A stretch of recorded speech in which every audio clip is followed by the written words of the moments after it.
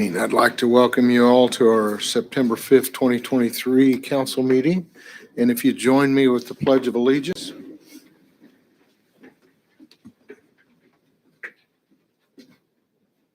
I pledge allegiance to the flag of the United States of America and to the republic for which it stands, one nation, under God, indivisible, with liberty and justice for all. With that, Pastor Lynn Lamberty from the United Methodist Church will lead us in prayer. Well, greetings to everyone and the council. May we pray. We pray that tonight this group will have a productive meeting. And we pray that they'll be able to discuss and tackle the important things that need to be tackled and to be efficient in handling those things. And we pray that you give everyone here the grace to come up with the best possible and morally right solutions that would best benefit the people of this community. And help everyone here to remember that it's no sin to disagree. That sin comes when we judge the value of each other based on whether we agree. We ask for your peace, for your wisdom, for your grace tonight. Amen. Amen. Thank you, Pastor. So before we get started, I want to remind everybody, if you're a visitor, come sign in today at the table back there. And if you're wanting to speak about something on the agenda tonight, fill out one of these papers and bring it up here to Erica, and then she'll get it to me. Also, to all of us up here, remember to speak into the microphones. They've been having trouble hearing us on the broadcast. And when I invite you folks to speak, please come up and make sure you're speaking into that microphone. And that will help us all to be able to hear and to get things recorded correctly. With that, let's move down and look at our meeting minutes from August 21st. Mr. Mayor, I make a motion to approve the minutes of the August 21st, 2023 City Council meeting. Second. Got a motion and a second. Any questions? All those in favor say aye. Aye. Any opposed? Motion carries. Let's move down to our appropriation ordinance number 8B from August 30th.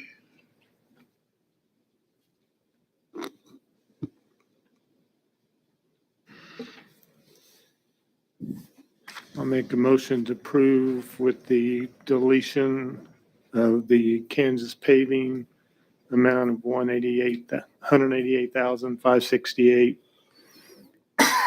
and 68 cents. Second. Got a motion and a second to approve this ordinance with the elimination of the one stated item there. Question? Yes. Does that mean that the check for them will be held or will not be released. will not be released? So you'll have to have a vote to release that? Yes. Josh, we've been holding, over $500,000 and we were still obligated for some of it. This is just a small part of it. Do we have any legal ramifications on this small part by withholding it? I don't believe so. So they're just for folks at home. So everybody knows what's going on. This is one of, not the final, but one of the final two pay estimates we would be expecting for the North Ohio project. Not all funding has been released and not all issues with the project have been settled. So people are asking the city, when is it going to get resolved? We have been working through those issues with the contractor for some time. They are not finished. They have other items they are supposed to do regarding the cleanup and regarding certain aspects of the work that was completed. And so the city has not released all of that funding, partly because we were not billed for it up until recently. And at this moment, we have a matter, once a test comes back, we can make a decision regarding this particular payment. And as of right now, those tests have not come back.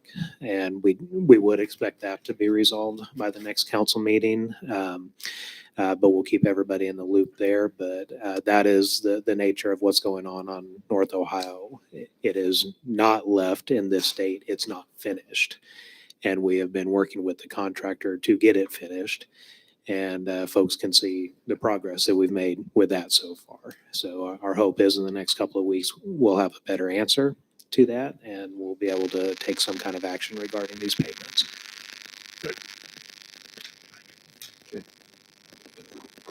We had a second, right? So all those in favor say aye. Aye. Any opposed? Motion carries. That'll bring us down to our visitor section, and Mr. Brandon Terry, let you tell us why you're here. Good evening. My name is Brandon Terry. I'm a physical education teacher at the high school, and I teach outdoor activities. And I was wanting, and I have for several years, to request that during our classes, our city lake license fee be waived. Allows more kids the opportunity to be able to do it. So, Kids have to walk a little further now to make it to the water, don't they? excuse me. The kids have to walk further now to make it Oh, to yeah. the water. Yeah, probably so. Now, if you carry on this program, I think your application says from August through May. No, we'll start as soon as, well, my class has obviously already started, but I'll start fishing maybe whenever it cools down a little bit. So after fishing, we also do archery. We do a program called SARS, Student Air Rifle in the schools, and I teach hunter safety. So there's several aspects to the class. Is that what you're asking? But it will cover through next May also. Yeah, well, so it's 2 semesters. Yeah, I have 3 classes this semester that start now, and those classes end in the end of December. And then the other classes will start in January and basically go till Okay. May. Any other questions for Mr. Terry? I make a motion, we approve the request. Second. Do I hear a second? Yes, Mike Huddleston did. Okay. Got a motion and a second. All those in favor say aye. Aye. Any opposed? Motion carries. Thank you. Thank you. Thank you. Sean Davis, you're up.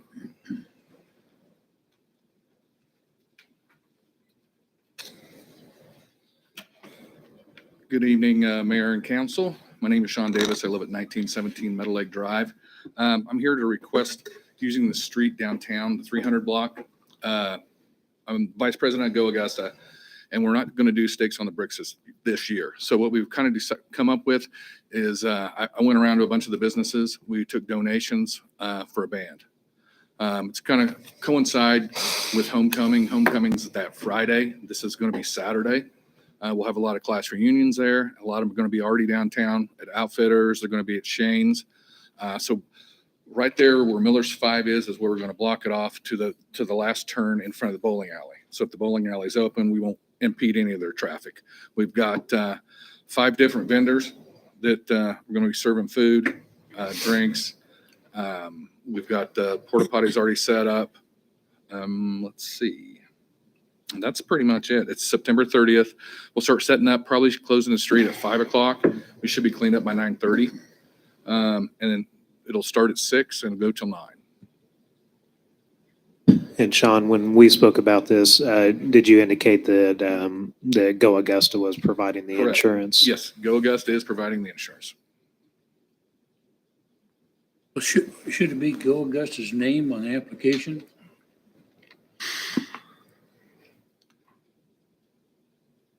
I don't know that it matters. Well, the reason I ask that is, what do we do about, we had some policy about vendors' licenses But they still need a license, don't they? Vendors do. They just can set up on the street if it's associated with a nonprofit organization. Is that correct? It's part of an organized event. We don't require separate licenses if it's part of the event.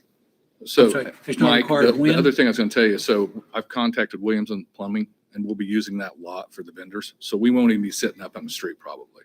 Oh, but they still have to have a license, don't they? If it's part of an organized event, we do not require the license. If they wanted to set up on their own outside of an event, then yes, they would be required. But if it's a part of an organized event, like ballet in the park and things like that, we don't require those Okay. vendors to have a license for that one event. Could you get that to me, that policy that we've got somewhere? Because there's a little misunderstanding as to exactly when we require licenses and when we don't from different individuals. I can I'd like provide an it to be real explanation. yeah. clear. Okay, thank you. Whose liquor license is this going to fall under? Each individual person's like, so if Miller's 5 has their thing, if Miller's 5 has their license by then they'll be using theirs. Outfitters will be using theirs. Go Augusta will be providing the vans for those 21 and over to the retailers. And it'll be up to their responsibility to check for the appropriate age.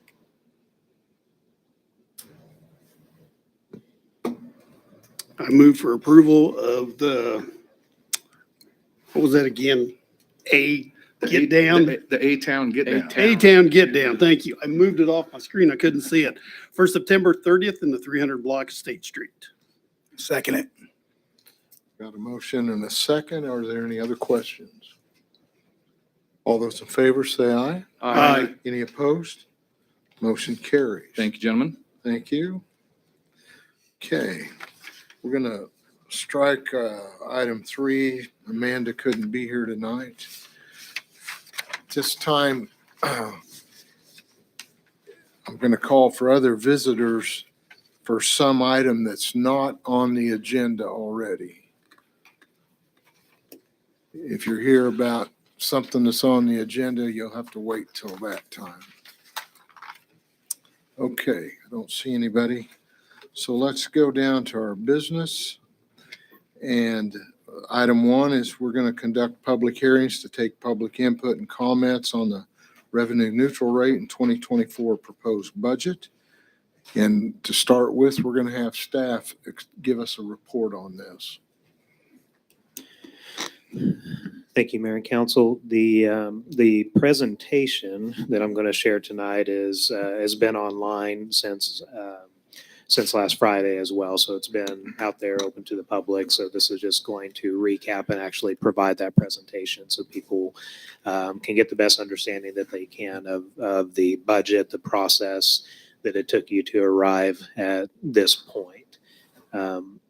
So we're here tonight and you have 2 separate public hearings. So I'm going to try to explain the purpose of those. The first one is regarding the revenue neutral rate. The second one is the actual budget hearing itself. But because those are inextricably linked, I'm going to go ahead and provide you the full budget presentation ahead of the R&R hearing.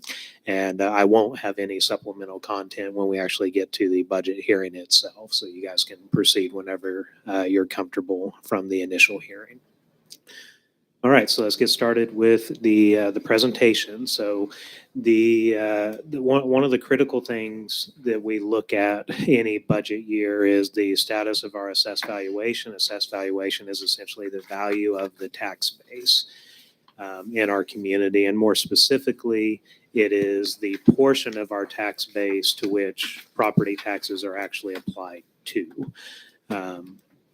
A lot of people may not realize that, but only a fraction of their property is actually taxed, and there are different assessment rates applied depending on the classification of property. So commercial properties, industrial properties are assessed at a higher tax rate, and then residential properties at a lower tax rate. But the assessed valuation, generally speaking, just means the taxable value of the property in your community. This is what we refer to as tax base. In 2023, the total 23 assessed valuation was $71,491,721. That valuation is projected to increase. And again, we say projected because the county won't actually finalize some of these numbers until November. So there's always a little bit of variation. That variation occurs because properties, equipment, different things can be pending an exemption. So for example, an aircraft or a large piece of equipment or someone that's disputing the value of their property. If it's been reappraised as an example. So some of those things do not get resolved until November. So there's always a little bit of variation year to year where those numbers actually end up. So the valuation change was around $8,280,196, which is around 11.58%. And as most people that received their tax statements for their homes realized, a lot of that had to do with the appraisers and the reevaluation of properties this year. It's actually occurred quite a bit in the last 2 years. And that's what's driving a lot of that changes is reevaluations.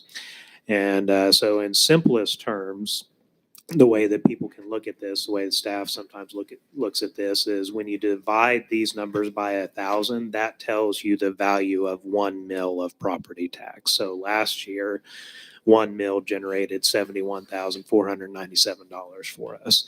This year, or this coming year, 2024, it's projected to generate $79,777. So the mill levy is the actual property tax rate itself that is applied to the assessed valuation. And that's how each of the individual taxing entities calculate the property tax dollars that they're going to utilize to fund their budget. So you can see the historical changes to mill levy over time over the last 10 years. In 2023, which was last year's budget, currently our active budget for this year, the mill levy was 59.593 mills. And then you can see the 2024 revenue neutral rate. This is a calculation done by the county. And I'll go into a little bit more here on the next slide explaining the revenue neutral rate. But you can see that the revenue neutral rate is lower than last year's mill levy. And then 2024 levy after adjustments. This is the number that after the meetings and the work that council has put in all throughout this year, this is the number that was finalized for the hearing tonight for consideration and adoption. And you can see that that levy after adjustments, the adjustments are something we'll go into more detail here in a minute. But the way that we wrap up our budget process each year is that council has an adjustment list that allows you to go through kind of a line item veto opportunity. So staff prepares a recommended budget, but then council has this adjustment list that allows you to manipulate and change and make different assumptions and adjustments all the way to the very end of the process to determine what you want to put out there to the community. So that's why this line says levy after adjustments. That's after the council has already had fingerprints on this document to get it to this point. So compared to last year's mill levy, you can see that the actual mill levy itself has gone down 1.63. Again, that's rounded. I think it's 1.625, but that is a mill levy decrease compared to last year's mill levy. But that brings us around to revenue neutral rate now and how that actually works. So the easiest way to think about the revenue neutral rate, this is something that the state created in the last couple of years. So you didn't have this prior to, I think, the 2021 budget. But essentially what revenue neutral says, it's what mill levy would you have to have this year in order to generate the same property tax dollars as you levied for last year's budget. So it has nothing to do with actual needs. It has nothing to do with your expenditures at all. It just says if you funded last year's budget with this year's assessed valuation, that here's the mill levy you would have to fund that budget. That's what revenue neutral means. So here is the side-by-side calculation showing last year being, again, this current year, 2023 budget.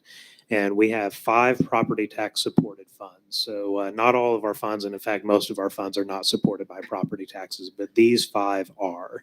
And there is a dedicated mill levy to each of them that brings you down to the subtotals down at the bottom. So what I have shown in the first column is the current year, which we're going to call last year's budget, mill levy, the proposed, which you're considering tonight at this hearing, 2024 levy, and how those levies break out by those individual funds.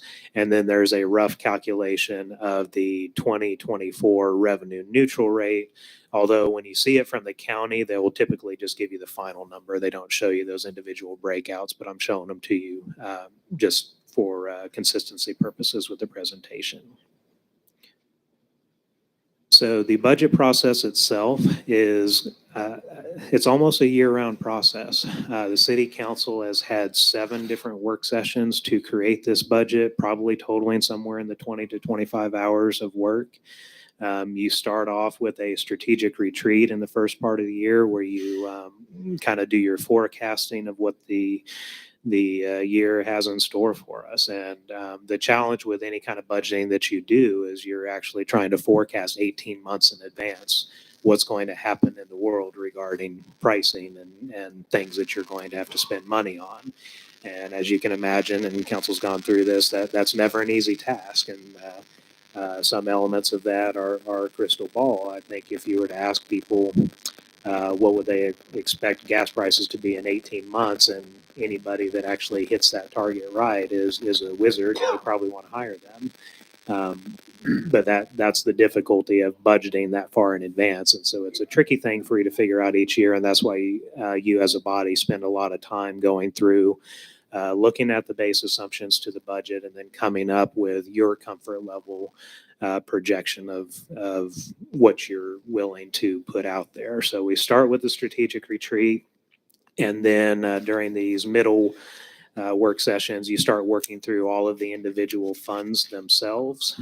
Department heads, staff members present requested items. They present any supplemental items. Council has a chance to question and ask regarding those expenditures, and then you talk through it as a body. So anyone that hasn't been to a work session, that's how those intervening sessions run.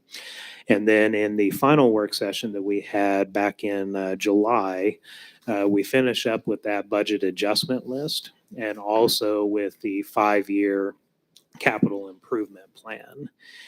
And so let's talk a little bit about the budget adjustment list. I'm going to show people real quick up on the screen, if I get the right one, what the budget adjustment list looks like. And so in years past, this has been quite a bit longer. You had a lot more discretionary spending, but over time, you've kind of whittled that down to a lot of programs and standard allocations that you make for equipment or rotation programs. And so you're running out of a lot of one-off line items to really cut out. But what you have left is people ask or salary or wage request, and then a few individual line items regarding transfers or construction materials, different things like that. But this list is getting smaller and smaller each year because you're getting to the point of being very programmatic about your budgeting and planning for regular rotation of vehicles and upkeep and maintenance of facilities. And so a lot of it anymore boils down to people and occasionally some equipment or a few one-off expenditures. So the 2024 budget, we had 11 adjustments on that list that we were looking at. And so council has a chance to kind of go through and look at each one of those. And if you total all of them up, they totaled 7.25 mils of potential reduction. But what that does is it eliminates position ask, it eliminates any wage adjustments for employees, modifies, and council actually did choose 3 of these adjustments. So you modified some of the adjustments regarding transfers. We took an expenditure out for construction material that ultimately is going to get rolled into a bond issue that you had planned. So council goes through those pretty meticulous and makes your choices which one you want to recommend. And those ended up being 1.63 mils. But just to show people, the list is more extensive than that. And that's what gets debated in those work sessions. And so this is available in those packets each year for anybody that has never seen those. Now, regarding those specific adjustments, the three that were selected, we had a line item in the street budget for construction materials. So council had raised some concerns, as did downtown folks, especially regarding the condition of the parking lots in the downtown area. And so when we were looking at this, there was a discussion of whether to roll them into a bond issue, and staff had a placeholder in there for a line item to do some minor repairs if for some reason the bond issue discussion didn't pan out and council decided not to fully replace those parking lots. And so once you had kind of made your commitment to the bond issue, that line item could be removed. We didn't need that because you're planning on upgrading, replacing those parking lots. The airport is getting ready to undergo the biggest construction project we will ever see in our lifetimes at the airport. It's approaching a $7 million project to reconstruct the runway. And as part of that, the airport itself is going to be shut down for an extended period of time this year. And staff did some work with the tenants and the advisory board and ultimately came up with some thoughts and recommendations that were presented to the city council regarding how to treat those tenants during that closure. So essentially they are paying for storage and access to the airport, but they are not receiving actual access to a runway that they can utilize. And so as a result of that, we approved some changes or some modifications to their lease rates to give them a reduction in order to try to keep them long-term, acknowledging that there's going to be a major disruption when that runway is reconstructed. Josh, Yes. can I interrupt a sec? Uh-huh. You might want to explain to them that the some million dollars we're going to spend at the airport, 90% of that's federal money. You just did. Okay, just want to make sure they didn't think that there were $7 million of their tax dollars out Yeah, there. and that brings up a point that I'll talk about when I show some of the elements of the CIP itself. But there's a lot of the projects that we do that have a grant funding component. In fact, typically a substantial component. And most any big projects we do at the airport are going to be an example of that. The FAA provides 90% funding, so that means the city's portion is going to be in that $700,000-800,000 range, and we've actually had that money been sitting on it since 2016. That particular project is almost 16 years in the making to get to this point, and construction is going to be starting next month. But as it relates to that second line item here, because we were expecting to generate a lot less revenue from the airport as a result of doing that reduction to tenants, the cash balance in the airport is eventually going to start withering away. If you're not in a place where you're generating enough revenue to cover your expenditures, your cash balance is just going to get eaten down. And so one of the sources to help support the airport is the general fund. And so there was initially a line item in there to do a larger general fund transfer than we have in the past to try to make sure to sustain some of those balances. Council reduced that transfer in order to lower the mill levy for folks in the community. So that's what the second bullet point is. That was an affirmative action by council to reduce that. And then the final item on the list was a solid waste transfer. So the solid waste utility, that's our large trucks driving on our streets. A few years ago when the solid waste utility got into a positive enough financial position, we started doing a transfer to the general fund to support that upkeep and work. Basically, they're putting trucks on the roadway, so they contribute something back to general fund to help maintain that. So we started that a few years ago, but we did a major restructuring to a number of our utilities this year to reduce the impact to the electric fund from some of the things that we were experiencing there. And as you recall, we had a major increase on the electric utility, but we made a lot of adjustments elsewhere in the budget to try to make that increase as small as we could. And that included solid waste, it included wastewater, several other things. So staff had originally eliminated that transfer to try to build up the cash balance in solid waste again to pay for the fleet rotation. But after looking at it, council thought it was healthy enough to go ahead for the sake of reducing the mill levy of putting that or reinstating that transfer to the general fund, which lowered the mill levy again. So those were the adjustments that were selected out of that process. And I think what I want to do now is I'm going to skip ahead because some of those revenue slides are not as critical as the capital improvement plan, but I'm going to discuss the capital improvement plan. So in the final work session that we do, we put together a document called our capital improvement plan. So it's a 5-year plan, and what it does is it forecasts out the projects that are in the works or we're expecting to be working on.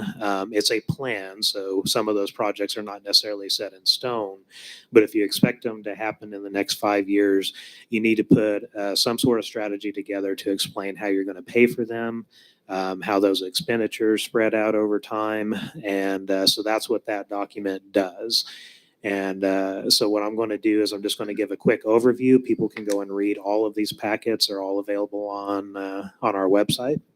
But real quick, we'll do an update of 2023 capital projects. So the C-CLIP, which was the highway project east of the overpass, that was completed earlier this summer. Simmons Lakeside lift stations. We had 2 lift stations totaling almost a $700,000 project. So lift stations control the flow of sewage in our community, and both of these were 40-year-old lift stations. And we had a lot of trouble initially getting contractors and getting bids on that project, and so it got delayed for a while, but that project is now essentially complete except for the final grass restoration. The swimming pool repainting, we did hire a contractor to repaint and resurface the swimming pool. That was completed ahead of this season. The City Lake Dam repair, there is an action item on your agenda tonight that is tied in with the final step for us in getting that project out to bid. And it's coming up here, 2 items down the list on the agenda, but that project is going to involve a haul route with a lot of rock in order to install riprap on the face of that dam. And so we crafted an agreement with the township to discuss how we're going to treat that haul road. And the township is considering that agreement on their agenda tonight as well. And so once we have that agreement in place and the haul route is essentially within our control to designate subject to those conditions, we are able to turn the engineer loose to actually bid the project. So that was the last thing that was holding up the actual bidding to construction. So not further engineering, bidding to construction for the City Lake project. We have a pavement preservation program that we're in the middle of, and this is a project that, if you recall, is coming to you from the Street Sales Tax Committee staff. Over the years, we've made a lot of changes to how we approach street projects. It used to be that you find the worst street and then dump every dollar that you have into that. And as a result, what you saw is really good singular streets get upgraded, but in the meantime, the rest of the system is falling behind. And so years ago, the city switched to a strategy that focused more on preservation. And it said, we're going to try to catch streets that are closer to a trigger point where if you don't do something to them now, the cost to fix them is going to get more expensive in the future. So we started doing these preservation programs, surfacing and otherwise. The airport runway extension reconstruction project, we just discussed that. That is starting here in September, October, and the construction will run through the better part of 2024. But in the end, you will have a longer runway, fully reconstructed, that meets all of the safety requirements and set us up in a much better position to pursue funding on other projects. Honestly, we have had a hard time getting support to do anything else on the airport property from FAA because they knew this project was coming, and so they've been reluctant to put any other funding towards anything else. So our hope is once this project is done, that'll open up a lot of other opportunities for us to invest and develop other aspects and issues with the airport. Fire engine, we are still, as far as I know, we are still on schedule to receive the new fire engine in October of this year. That is a $500,000 acquisition. We did secure a CDBG grant for half of that cost, but we've been waiting, I think, for the better part of 18 months or longer to get that.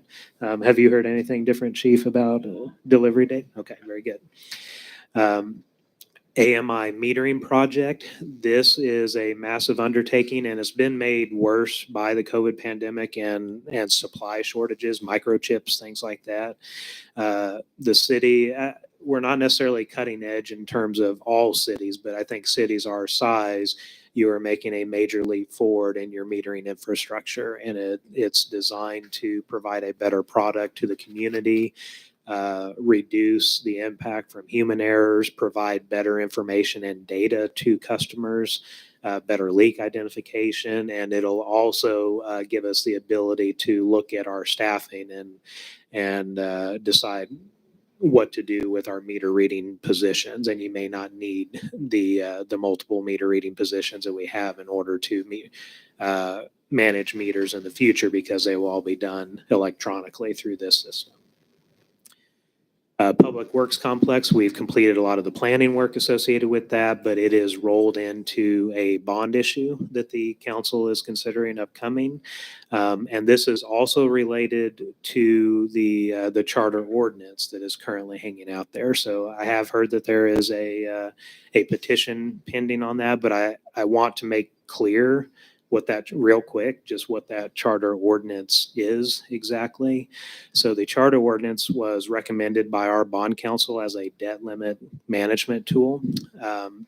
Cities have a statutory limit that they're able to go up to, and it is a percentage of assessed valuation. And so what bond council suggested is you have some sizable projects here that will eat up a chunk of that. And if you were to consider this charter ordinance, then it actually preserves that debt capacity for the future. So the example that they brought up was cities of Greensburg or some other cities that have been hit with major emergencies and had to utilize every resource and tool available to generate funding to repair their community. If you don't have debt capacity available, that just takes a tool out of the toolbox. So that was the reasoning for it. Now, when council considered it, you had two charter ordinances in front of you, one that had a lot less limitations and a lot of freedom for how it would manage projects in the future, but council actually chose a much more limited one that was limited to the public works building, which doesn't require an election anyway. It was limited to projects within the city limits, and it preserved a petition process for challenge to put it on a ballot. So it didn't take that away. The one that council actually passed preserved that and set a minor threshold, I believe, of 2% of the qualified voters from the last, I don't know if it's last election or just qualified voters in the community. So a petition of 130 people. So council had a choice between charters, and you went with one that actually restricted your authority a lot more than the other one did and was very narrowly tailored. So for anyone that's looking at that petition trying to understand what happened, that information is on our website as well, or they can call and get questions answered regarding what council actually passed. The skate park project is scheduled to start construction this month. Got delayed a week or two. They got held up on another project because they were actually supposed to start next week, but I think we're about 2 or 3 weeks out from the scheduled start date. But our crews will be out there doing turf removal here in about a week or two. Public safety building roof, this was bid out by the county and was awarded. And so we're just waiting for construction to be completed on that. And then the base grant projects, this is a major undertaking that I don't know how well the community at large understands, but we were actually, as a community, looking at doing a bond issue to pay for this several years ago. And this was before the base grant program was announced. And what that would have done was put $4 million of cost onto our electric rate users to cover that. And that was to improve our capacity just so we can manage any kind of growth, but also improve the redundancy to the system. And we put together an application, and we were able to secure $4 million of funding through a partnership with DJ Engineering. And that allowed us to get this project 100% funded by the federal government. The city and citizens of Augusta are not paying for those projects, but these were necessary upgrades to our electric system to continue growth in our community. So that's an example of some of the work we do on the side to secure other resources that doesn't put that back on our citizens. So the rest of this plan is online, so people can go and see that, but I thought it would be a good way to highlight some of the projects, answer other questions that are being asked of you right now, just highlight some of the projects that we're working on. So I'm going to shift back over now and go through some of the other elements of the budget, and then turn it back over to council to conduct your hearing. But real quick, the next couple of slides are just showing you the data that you were looking at when you prepared the budget. So it looks at our revenues. Sales tax is an example of one of the revenues outside of property taxes that supports our budget. So sales tax has been trending well the last couple of years. A lot of that related to changes that the state of Kansas made regarding online sales. And you saw after the pandemic started, there was a major uptick in at-home purchases and other things like that. But then the state layered some legislative changes in there around 2021, 2022 that just caused that to shoot up even further. And it's stayed high since then. Solid waste revenues, you can see they are up as well. If you have questions on any of these, let me know, but I'm not going to spend a lot of time on each of them. Water sales revenues are trending pretty well. Electric service fees with the EFA. So this is all of those service fees charged to customers rolled together.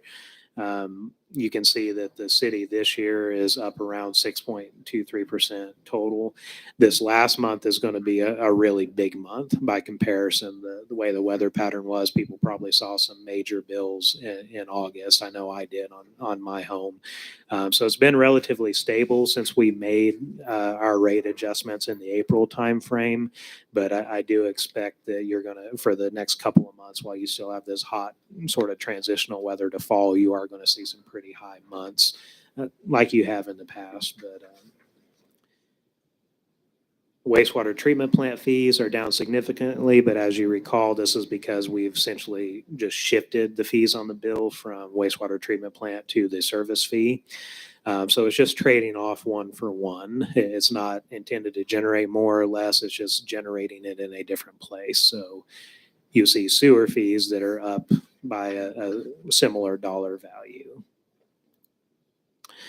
One of the big changes we have made in our 2024 budget is related to our acquisition process for vehicles. Historically, we would do bid processes each year, and if we had a vehicle that was needed by a department, send it out to 4 or 5 different dealerships, get pricing on that, and acquire them that way. In the past year or two, we have had multiple orders canceled after we've been essentially waiting for 8 or 9 months. Manufacturers had experienced a ton of delays, and we were just at a point that we were not able to acquire vehicles through our normal process. And so we did research, looked at what a number of other communities were doing. And the Enterprise Equity Lease Program is the model that seemed to be getting adopted by a number of communities in our area that we really look to as I'm going to say thought leaders or whatever you want to call it, just progressive organizations that try different models when things aren't working. And essentially now we're going to look at leasing these vehicles to try to get them on a shorter rotation. Our average vehicles are getting rotated out every 16 years. And this is the passenger style vehicles, not the heavy equipment. And so the proposed cycle for the leasing is meant to cut that down significantly. And so the biggest change you'll see in our budget is each of our utilities And then for general fund, it's in a reserve that we've created. There is money allocated to pay for the leasing program. So that's one of the new biggest changes to the budget compared to prior years.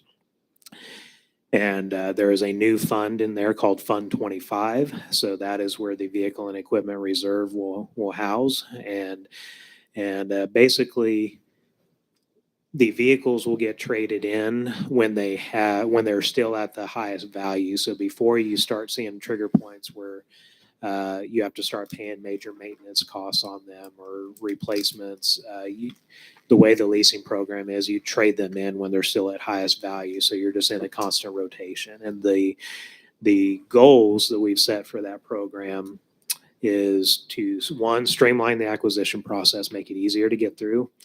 Try to achieve cost neutrality or better. So in the other communities that have tried it, they're getting more vehicles in the grand scheme of things for a less price or for a lower price in the budget over time, or a roughly neutral price over time. So that's our stated goal as well in our program. And trying to reduce that overall vehicle fleet age and improve employee morale. So when you're operating in a vehicle 16 years old, or the engine doesn't work, or different problems with it, obviously you don't feel the same way about your work context as when you're rotating in those newer vehicles. So that's one of the other objectives with the program. So these are some of the vehicles and equipment that are new. There's not a lot of stuff that you buy that's actually in the general fund, which would be tax supported. Most of your stuff you buy through special funds or through utilities. And what this is referring to, non-rotation programs. So these are more the one-off purchases. The city and many of its funds has rotation programs. So if you try to rotate 2 vehicles a year, that's a rotation. If you try to rotate your mowers in parks or cemetery, that's a rotation. It's just a schedule that those will constantly be cycled. These are one-off purchases. And so this is a listing of the major acquisitions. Rehabs to the water plant, new raw water meter to track actual meter usage coming from City Lake, Santa Fe Lake into the plant, which we're currently not able to do other than through some calculation. We don't actually have a meter that tracks that. So it's all done on paper. So there's a lot of room for error. Replacing some older equipment at the electric plant, flood pumps, a crane for the lift station so that our staff can actually remove pumps and work on them. Right now that is physically done by hand or through a combination of other tools. The UTV vehicles are the primary work vehicles for Cemetery Santa Fe Lake. So other departments have trucks, but for Cemetery and Santa Fe Lake, their work vehicle is the smaller UTV. Cemetery, they're getting into narrower areas, navigating in between the graves. So that's what they use the UTV for. And then Santa Fe Lake, they patrol with those UTVs on the trails and systems throughout the park. So they're just a different case than other divisions where you'll buy trucks. That's what they use UTVs for. And it's a better tool for their division, suited for the work they do.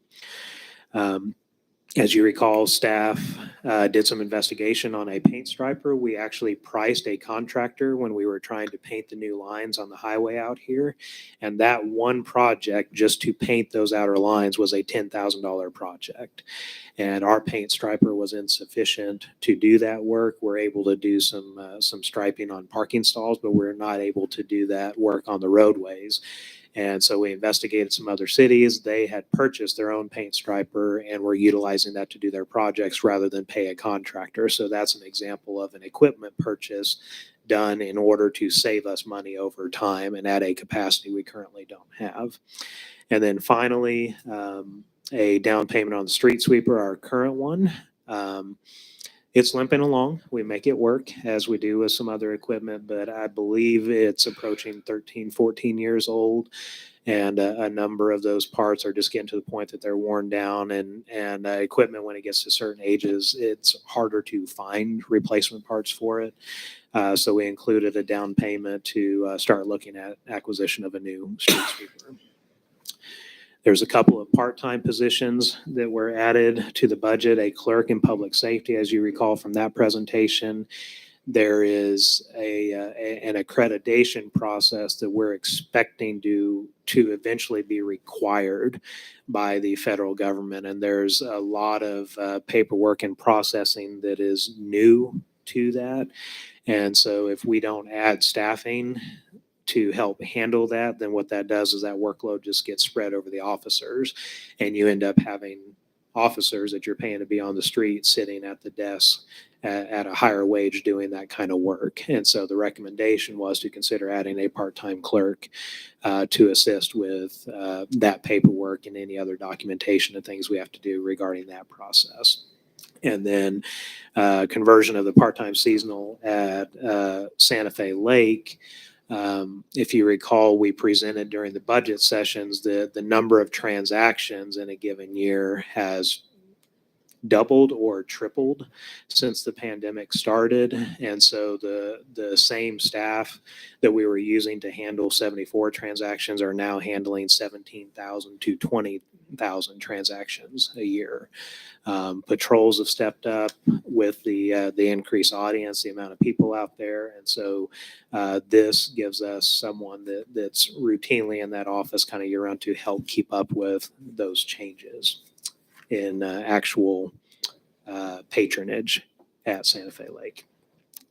This is the total estimated cost for the 5-year CIP, of which $20,375,000 is planned in 2024. A lot of that related to the airport runway project, but a variety of other projects in that mix as well. And you can see down at the bottom that for that funding I just described, about 70% of that is a non-local source. So we have secured some kind of grant funding or outside source to help pay for that. The citizens are picking up about 30%. These are some of the projects and initiatives covered in the 2024 budget. We're working on our first new housing subdivision in 20 years. Hoping, I think in the next month, you'll see the infrastructure for that go out to bid. That's the roads, the utilities, and things like that, and then have that translate to 36 units over the next couple of years. The electric substation, this line right here is all related to that base grant that I already described. We are replacing the electric cooling towers. One of them is currently under construction right now. During that winter storm in 2021, the cooling towers froze over, and crews physically were trying to break ice in order to free those up to actually get the engines running. And so there is a resiliency element to this project. It is investing in those rehabilitations, making them more resilient to weather so that in the future, the likelihood of those engines going down is less than what it is now. That's what these investments are for. And to the extent that we can, we're going to try to roll as much of that cost into the base grant as we can. Whatever we can't, we're going to have to absorb in our own utility fund. Airport runway reconstruction project, we already described. The Castle Park rebuild. So council is not actively taking the lead in terms of the design and the grassroots efforts, but council has put funding towards that project and has agreed to at least the 50-50 match, already contributing $300,000, and then the fundraising is being done by the grassroots parent group to try to get that other half. The bond issue is not settled right now, but there are quite a few projects that are rolled into it. And again, once the charter ordinance process plays out later in the fall, we'll be able to take some kind of action regarding this. But that's related to the public works complex, the storm sewer upgrade for the industrial park that's been discussed, trying to address the issues with flooding in the industrial park. The park projects, we had some restrooms. We had a couple other things that were tied to that. I think the restrooms in Bill Reed Park, Moyle Field, where the skate park is going, creating a better setup there for those restrooms that are probably not compliant right now. Just providing a better scenario for playground users, skate park users, and users of that ball field. Upgrading the traffic lights. There's a lot of folks that have raised concerns about the traffic lights, and staff is aware of them. It's not inexpensive to fix. And historically, you've utilized the electric fund to pay for those maintenance. In a lot of places, they're paid for through streets or some other source. But with the electric fund being in the condition that it was, we were looking for other sources to pay for those upgrades, and they're estimated about $20,000 an intersection. The controller units themselves are not functioning appropriately. I just approved the first invoice for one on 7th and State that we started a few months ago. It took several months to get that one resolved, but we still have 6 or 7 other intersections out there. And council has rolled the traffic light replacement into that bond issue as well, and also upgrade to our storm sirens.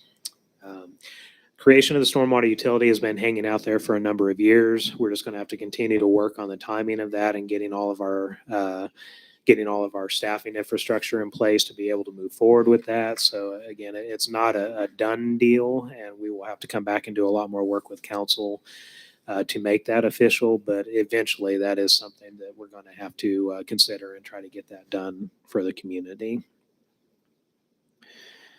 All right, Mayor and Council, I know I talked your head off, but I wanted to make sure that audience members, people at home that were not able to attend that 21 hours of sessions that you had, could get a good feel for the budget, for the discussions that have occurred.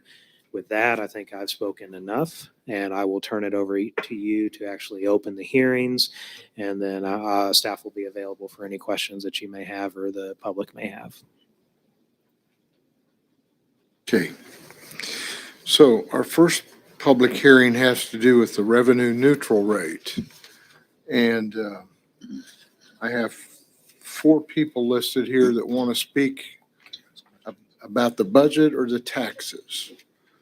So I'm not sure if you had something to say about the revenue neutral rate or if you wanted to talk about the budget specifically. So Myrna, you were first. Mayor, are we opening the public hearing, or did I just miss that? Sorry. I'm opening the public hearing for the revenue neutral rate. Yeah. And Mayor, as you speak, give your name and your address, and you have 5 minutes. Okay. We are Gary and Myrna Rogers. We reside at 1135 Euclid in Augusta. And Gary would like to speak first.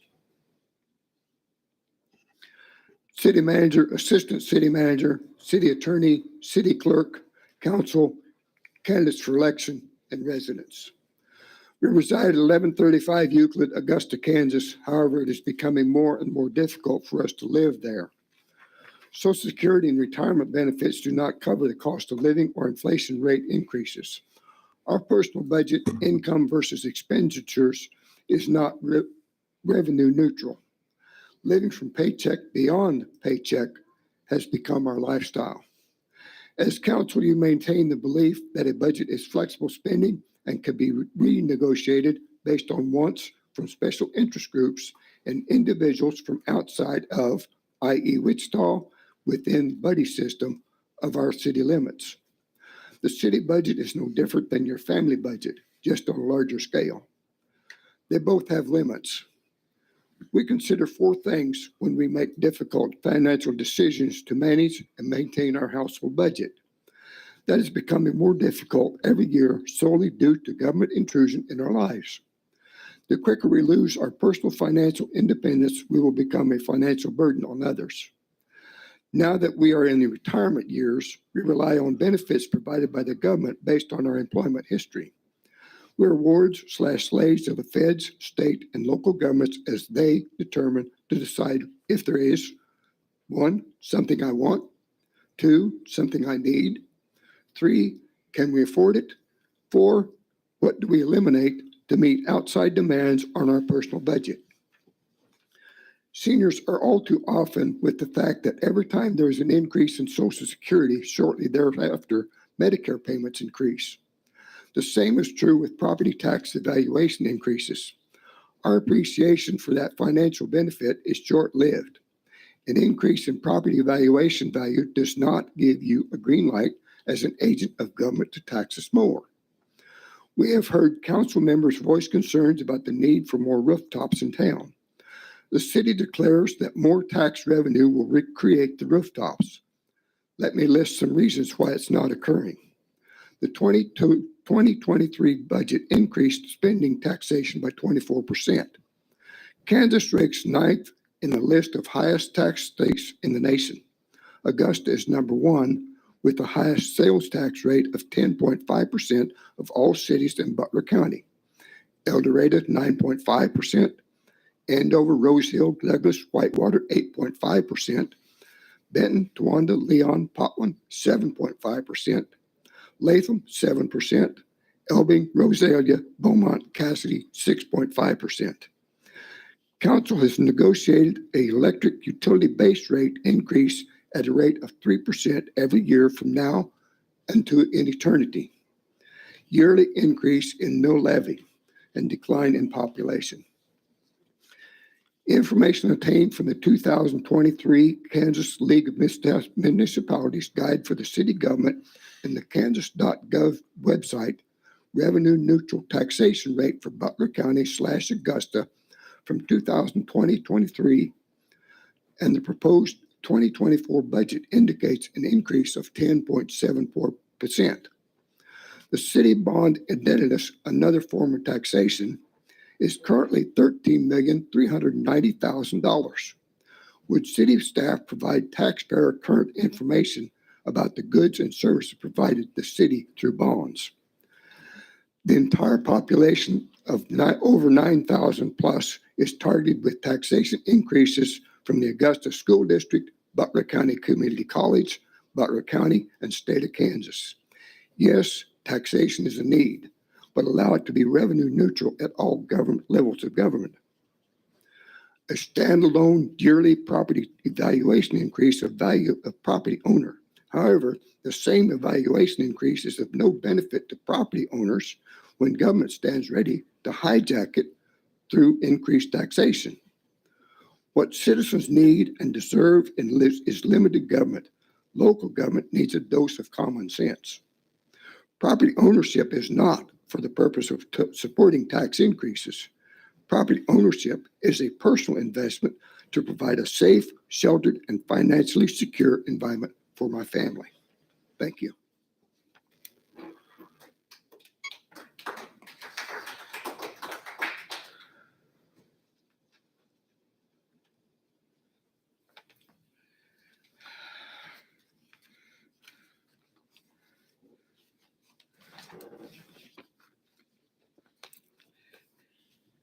Those of you here in the council chambers, my name is Myrna Rogers, wife of Gary, live at 1135 Euclid. I was wondering if anybody sees a disconnect between the City of Augusta government and the residents in our town. The lack of citizen participation in the government process is evident when the visitors' chairs are empty when meetings are held. The lack of citizen participation is part of what has allowed the runaway tax increases to occur. Communication is a key to open governance. Here in Augusta, the City Council chamber really remains routinely empty. I'm glad to see all of you here this evening. There's a silent majority of residents who have been and have given up on government. The failure of government to keep the citizens informed is only part of the problem. The citizens find it difficult to voice their opinion on issues. Many times in senior citizen groups, we have heard they don't listen to us. We must agree with that statement from the silenced majority. Therefore, apathy towards city government remains supreme in this town. Communication is a key. Facebook, web pages, and the "you know you're from Augusta when" web or whatever you call it, links, they are not a complete package of contact, nor can they be trusted. The use of the blank page on the back of the city utility bill would be a start for city council and city staff to inform the community of issues and things that are going on in the local government. I know it's going to cost a little money, but how about a digital sign visible from both sides along 7th Street or Highway 54 to inform of public meetings, updates, and safety alerts like the old Channel 7 on the TV. Make purposeful contacts with residents in your ward. I want to thank 3 individuals on this council for contacting me back when I contacted them about this very issue.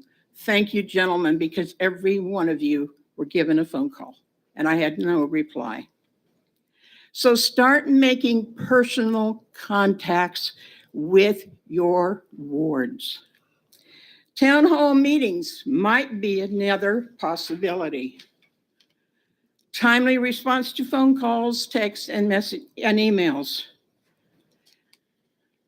Invite or bring a citizen to the council meetings. Read the council information packet available online. And by the way, public, their council information packet that they received is also available to you. So you can get that information even prior to the meeting that they are going to hold. Your personal research to stop the dependency on the city manager or staff for their recommendations would be welcome. Talk to members of the community. The use of elections and referendum votes, and please, no mail-in voting. That's another story. But I'm here to report that as a ward representative for Ward 2, the committee woman, and my husband is a committee man, the voting statistics in Augusta are very alarming. Out of a population of 9,267 in 2023, the total number of registered voters in Augusta was just over 6,000 voters. That's a lot. It seems like a lot of voters because there's a lot of kids. What is the concern? The total number of voters in the last election, excluding the Robinson School Rec Commission vote, had fewer voters, but the last general election held in this city, there was only 1,200 people that voted. And out of 6,000 registered voters. Yeah, I'm standing up here, I'm scolding the community, and I'm also scolding the council. Both of us, both separate units, need to wake up. Mrs. Rogers, I'm sorry, your 5 minutes are up. Okay. I just have one thing to say. This was a discussion on the revenue neutral. Any spin that they can put on a word doesn't matter. Just realize that when you vote, and I've heard it from the council members that I've spoken with, there will be a tax increase from property tax evaluations this year. There's no denying it. Thank you for your time, and I have a token that I would like to present to council and staff, if I could, please. Okay.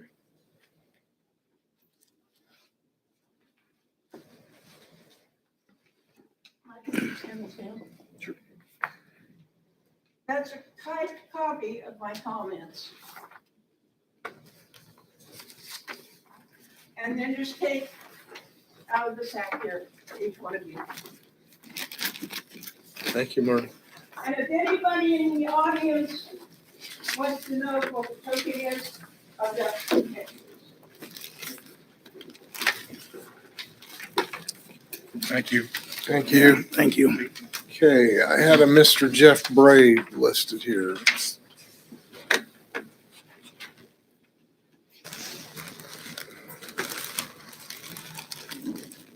Hello, guys.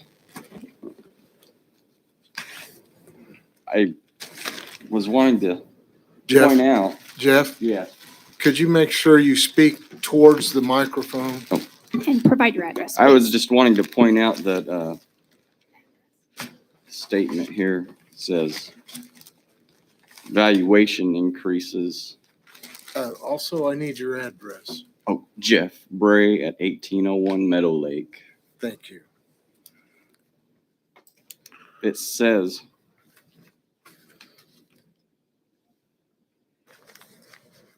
valuation or the value increase is not necessarily affecting the taxes that that are assessed on our property. I had no, from 2021 to 2022, there was no difference in my property except for the valuation went up significantly. I paid 30% more in taxes that year, and it looks like by the proposed increase of the seven taxing subdivisions, it looks like we're on course to do the same thing. I'm floored. I mean, that's a paycheck. That's one paycheck for some families. That's all I'd like to say. Thank you.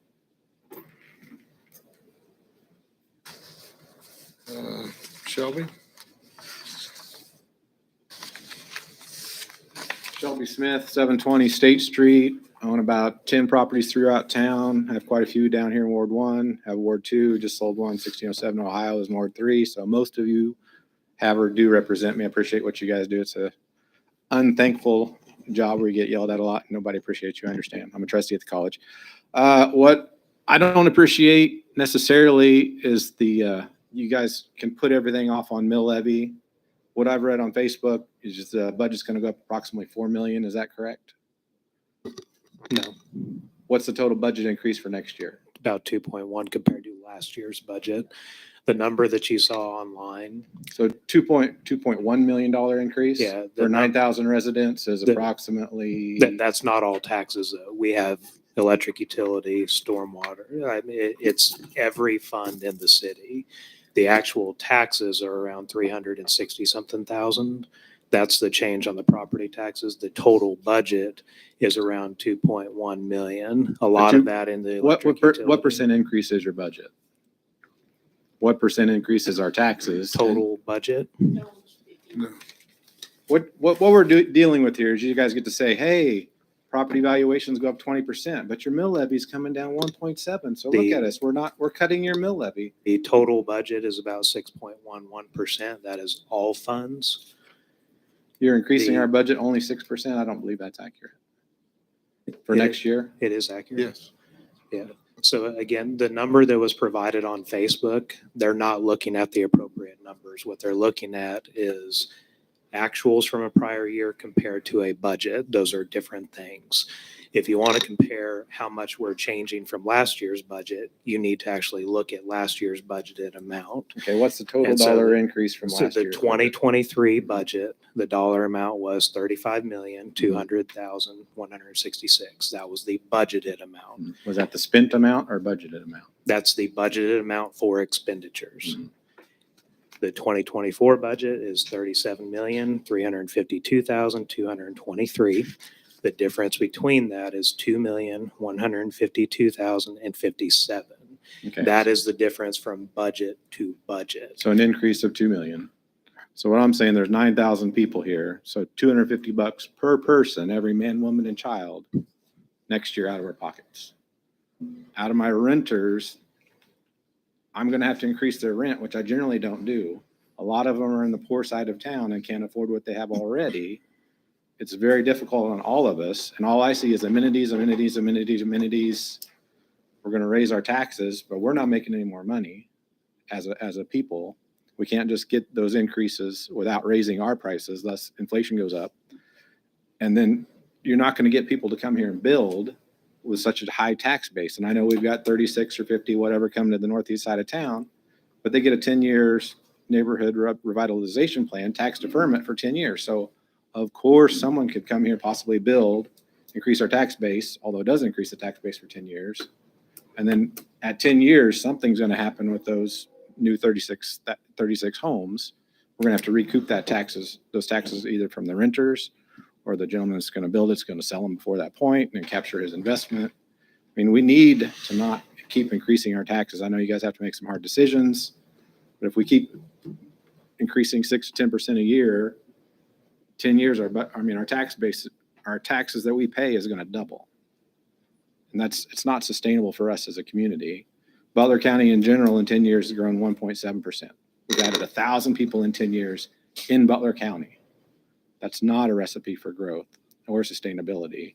You just keep raising everyone that lives here what we actually have to pay to live in Butler County. It's a nice county, but I mean, I lived in the field 2 miles south of here and sold my house eventually just because I couldn't afford the taxes. For the privilege of living in a field, they now pay 15 grand a year. And I know it goes to the college and the state and the schools and all that. But you guys need to make some hard decisions, take your lumps, listen to the people yelling at you. But the 9,000 of us that are living here, it's getting difficult to support all the improvements. And I know there's aged equipment and infrastructure and deferred maintenance and never ending litany of stuff that justifies the expenditures. But I think enough is enough, and it's coming up on us where we can't really afford it anymore. And I think that's about all I have to say. Appreciate it. Thank you. Thank you.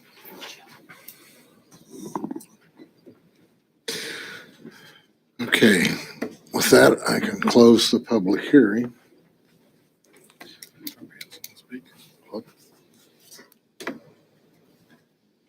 Everybody that had signed up to speak has spoken.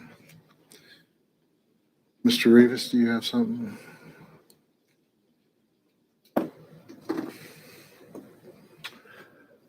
Well, I will start off with thanking everybody that has showed up tonight and voiced their concerns.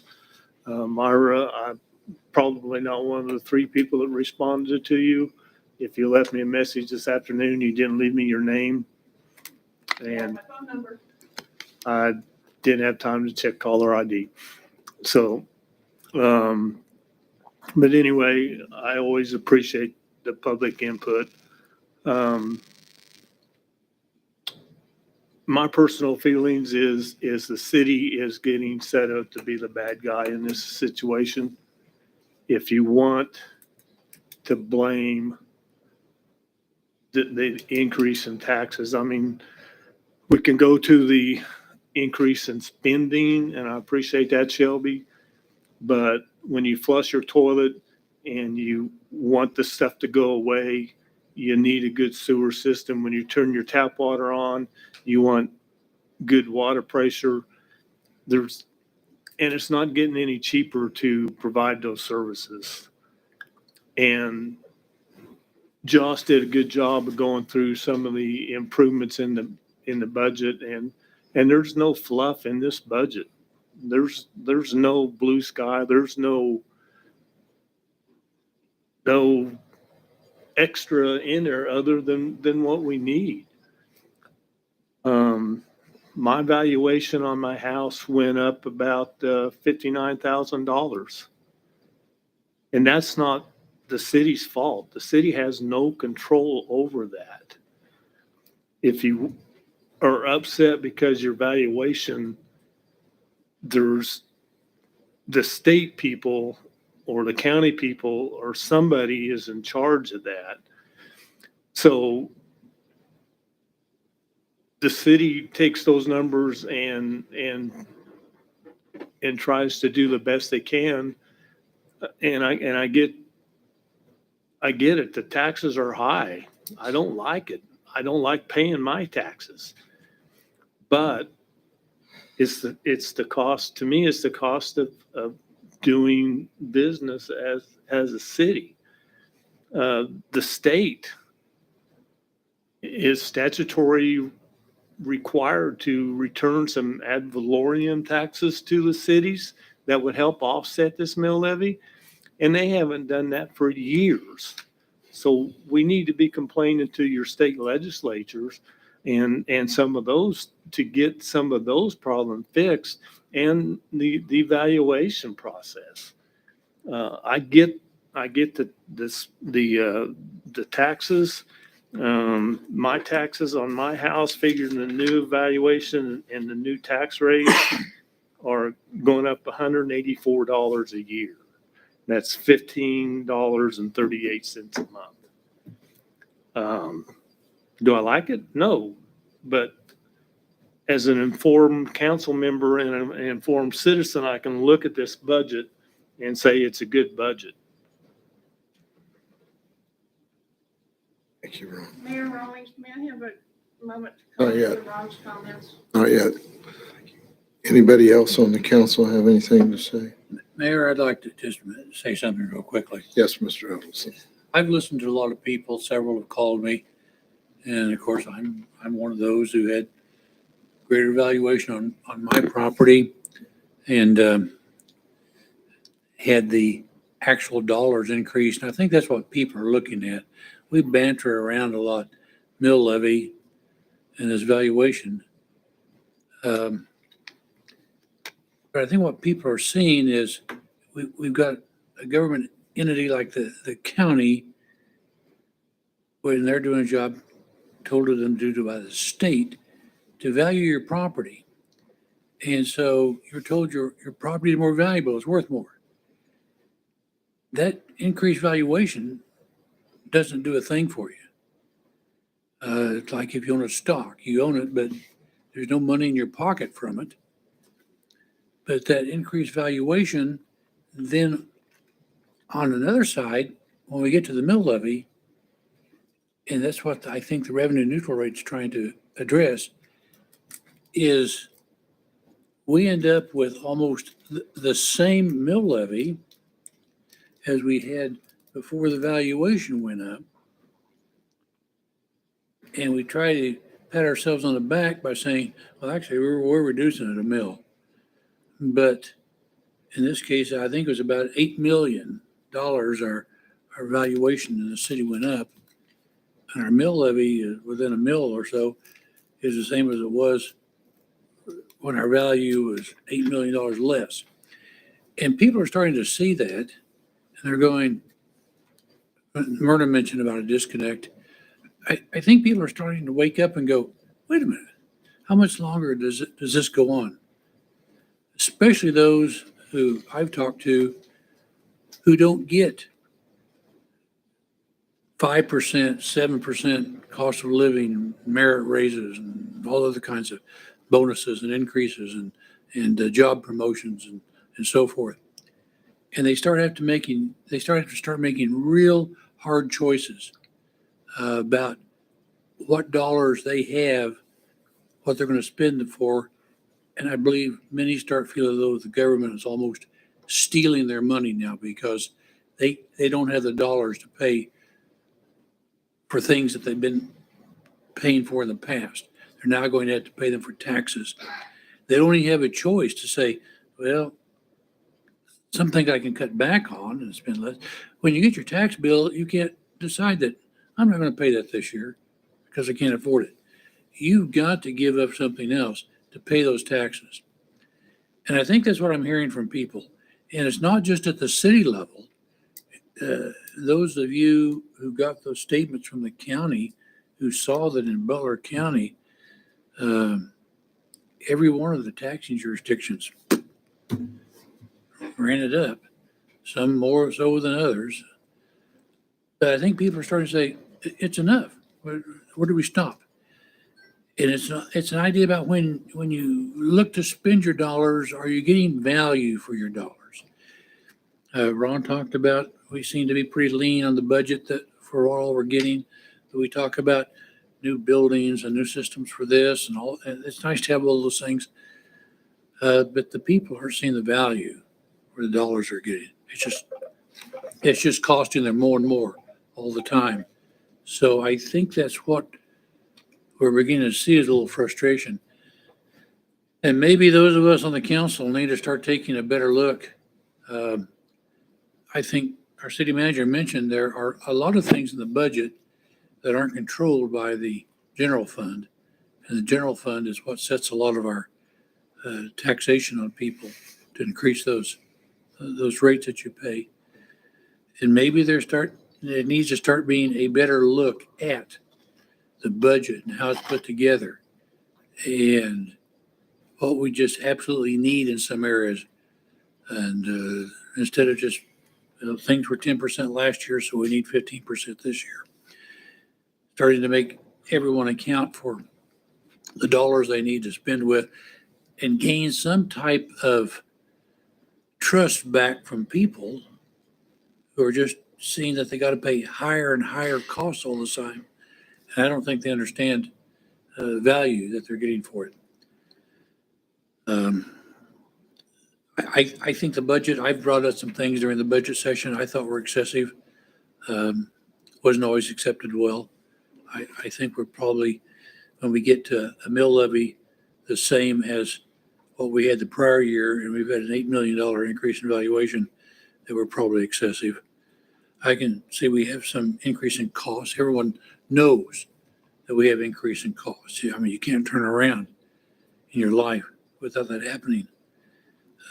Did we do a good job in keeping it as low as possible? Some of us believe yes. Some others of us believe no, which I'm one of them. But I think that's where we are. And I hope everyone understands that every member sitting on this council are not economists and mathematical whizzes and everything. We do the best we can with the advice from the city staff that we have. We may miss it in some areas, but I really appreciate everyone staying active in government and making government aware of your feelings and keeping us on our toes. And with that, I'm done, Mayor. Okay. Well, I want to thank you folks for participating and for being here and listening. I do want to say a big part of our budget that is tax supported is our police and fire, our safety department. That is from personal property taxes, almost all of that money. And we have had a difficult time of getting anybody interested to be a safety officer and retaining them. Because even if they hire on with us and get their training, they can go next door and get $2, $3 an hour more. And so we're constantly battling that. Now our electric department and some of our other trades, those come out of a different fund, but we have trouble. Let's say we're paying a guy $20 an hour here. He can go to Evergy and almost make double that. And that is one of the things as a city we're fighting, trying to keep our employees staffed so that when you pick up the phone to dial 911, somebody answers and somebody comes down and makes a report at least. Our electric crews, they have to work at night in storms to get your electricity back on after the lightning or wind has done something horrible. And we just have trouble finding people that want to do that stuff. And so a big part of our budget is wages. A big part of our tax supported budget is wages. And I don't see that being able to go down. It's just so hard to retain those folks. And that's all I had to say now. Anybody else? Real quick, this was my second year going through this. The first year was, confusing, looking at this type of stuff, never seen it before, trying to understand it. This year I understood it more. There was a lot of debating back and forth. So this wasn't something we set for 1 hour and said, this is what it is. There were 5 Mondays, every other meeting. We didn't have a city council meeting. We were up here. We were here at 6 o'clock or before, and I don't think one night we left before 10. 11 o'clock, 11:30. So this wasn't something we showed up, spent half an hour and walked away. We listened to every department, explained stuff. So I just want to let you know, we did put a lot of time into this. There is nothing easy about it. I try to help run a business here in town, and the taxes are going to go up for that business as well. It's not just on the citizens, myself as well, but it is going to hit our businesses, you know, especially some of the big businesses are going to take a big hit. So this wasn't something, you know, done lightly. Well, with that, I move to approve resolution number 2023-13 to exceed the revenue neutral rate. Second. Got a motion and a second to approve resolution number 2023-13 to exceed the revenue neutral rate. And that will be a roll call vote. Huddleston, No. Burke, Yes. Rivas, Yes. Yes. Richardson, Bailey, Yes. Leffler, Yes. Brown, Yes. Martin. No. Motion carries. Okay. Now, we'll move down to our public hearing for the budget itself. So we'll open the public hearing at this point. Now, Myrna, you wanted to say something?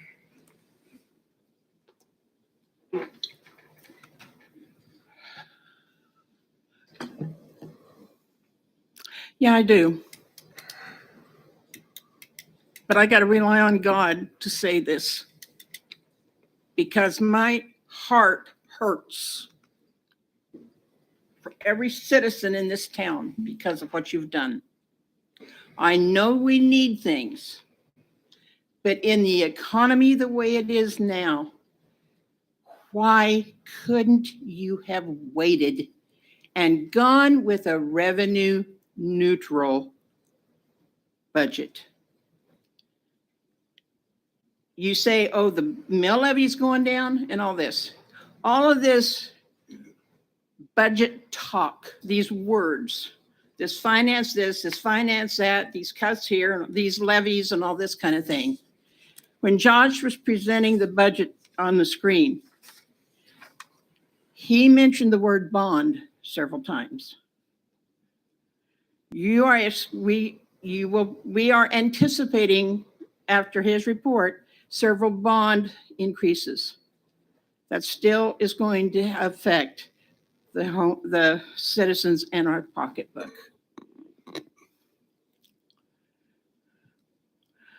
I don't know what the senior citizens are going to do.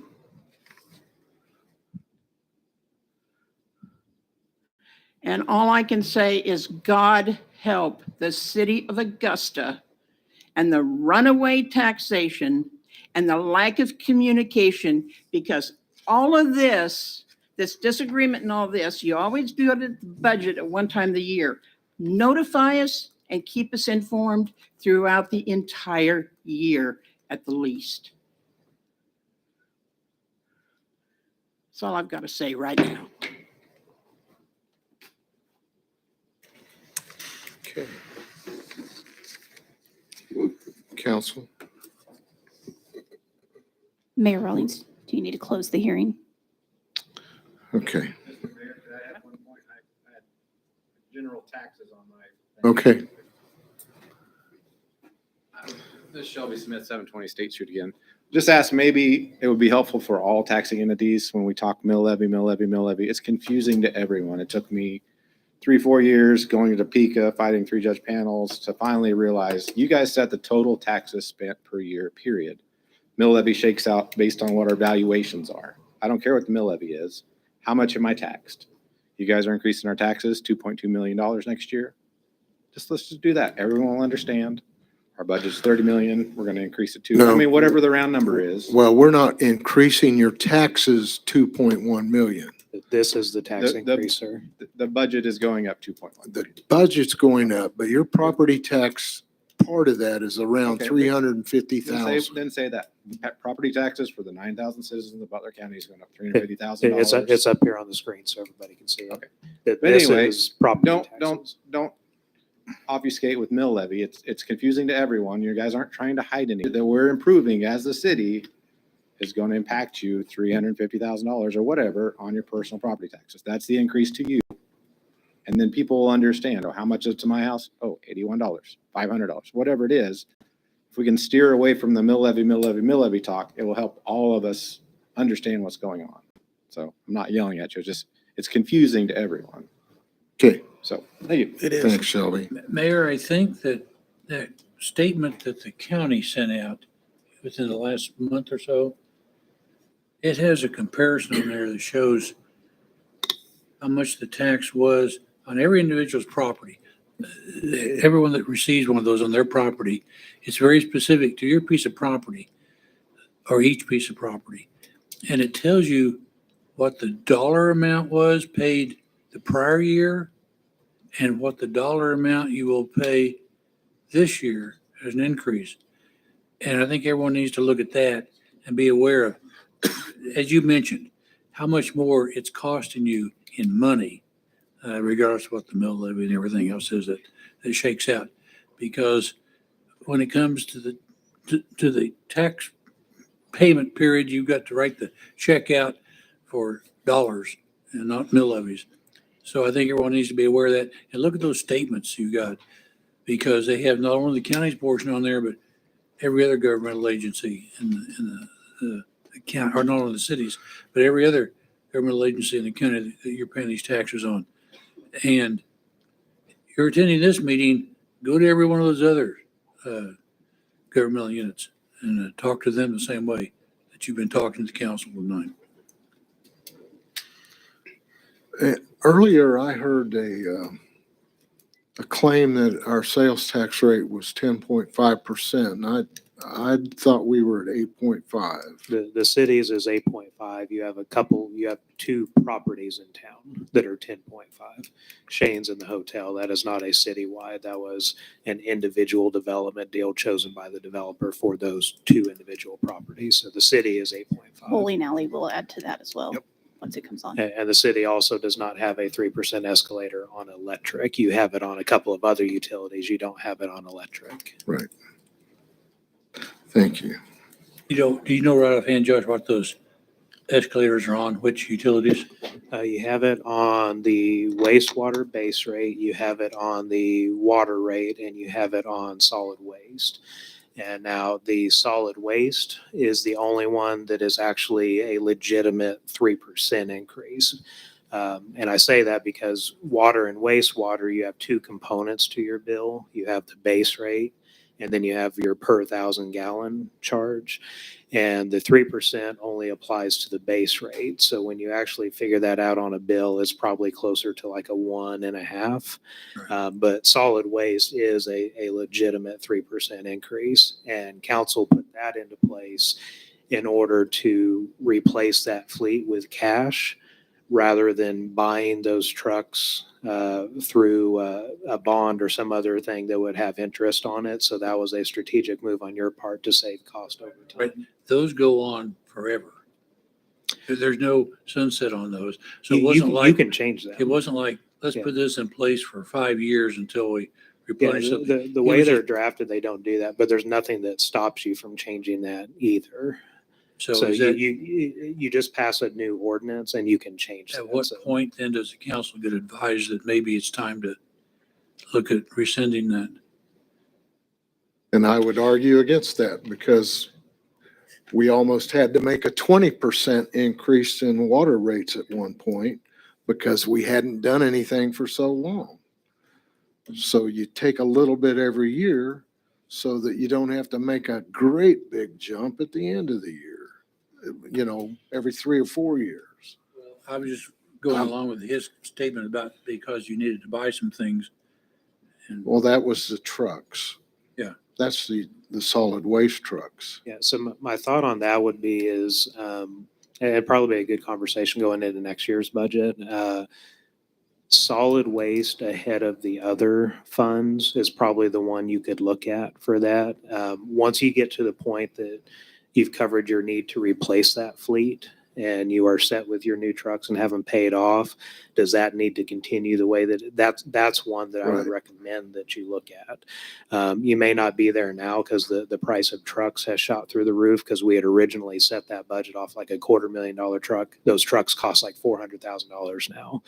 So, but that kind of like a fire truck. yeah, but that one is one that I think is probably in the coming years would be a good one to look at. Water and wastewater, because in the grand scheme of things, it's a much smaller percentage because it only applies to the base and you're only increasing 1.5. You're not keeping up with inflation on that. It's that those two are basically in place just to try to keep you from every 5 or 6 years having to have a big increase from occurring. So technically you can look at all of them. Budgetarily, solid waste is probably the closest for that discussion. The others, if you did take them away, you would probably just have to do an increase several years down the road. So, but it's all strategic. You can make your choice how you would want to handle it.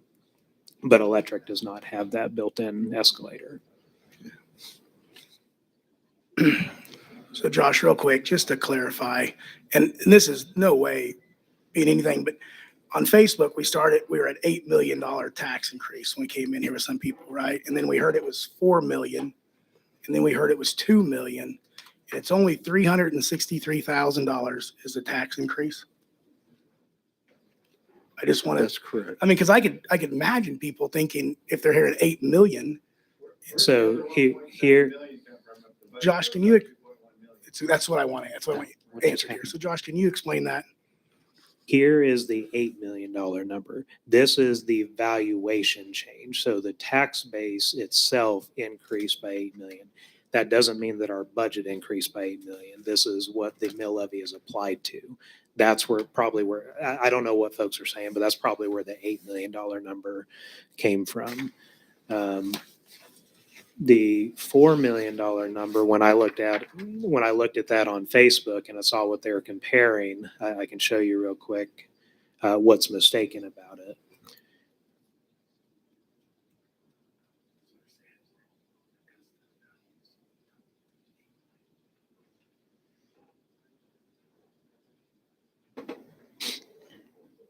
So this is the official hearing notice.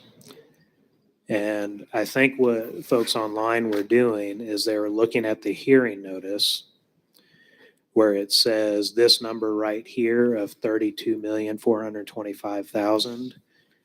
And they were subtracting it from this number, 37, to come up with a roughly $4 million number. But what that is an estimate of actuals. Actuals are not the same as a budgeted amount. Typically what you do is you have a budget and then over the course of a year, we don't fill a position or we end up not buying something. Your actuals will end up coming in below what your budget was. And if you want to actually compare year to year, what you should compare is the proposed budget from 2023 to the proposed budget for 2024.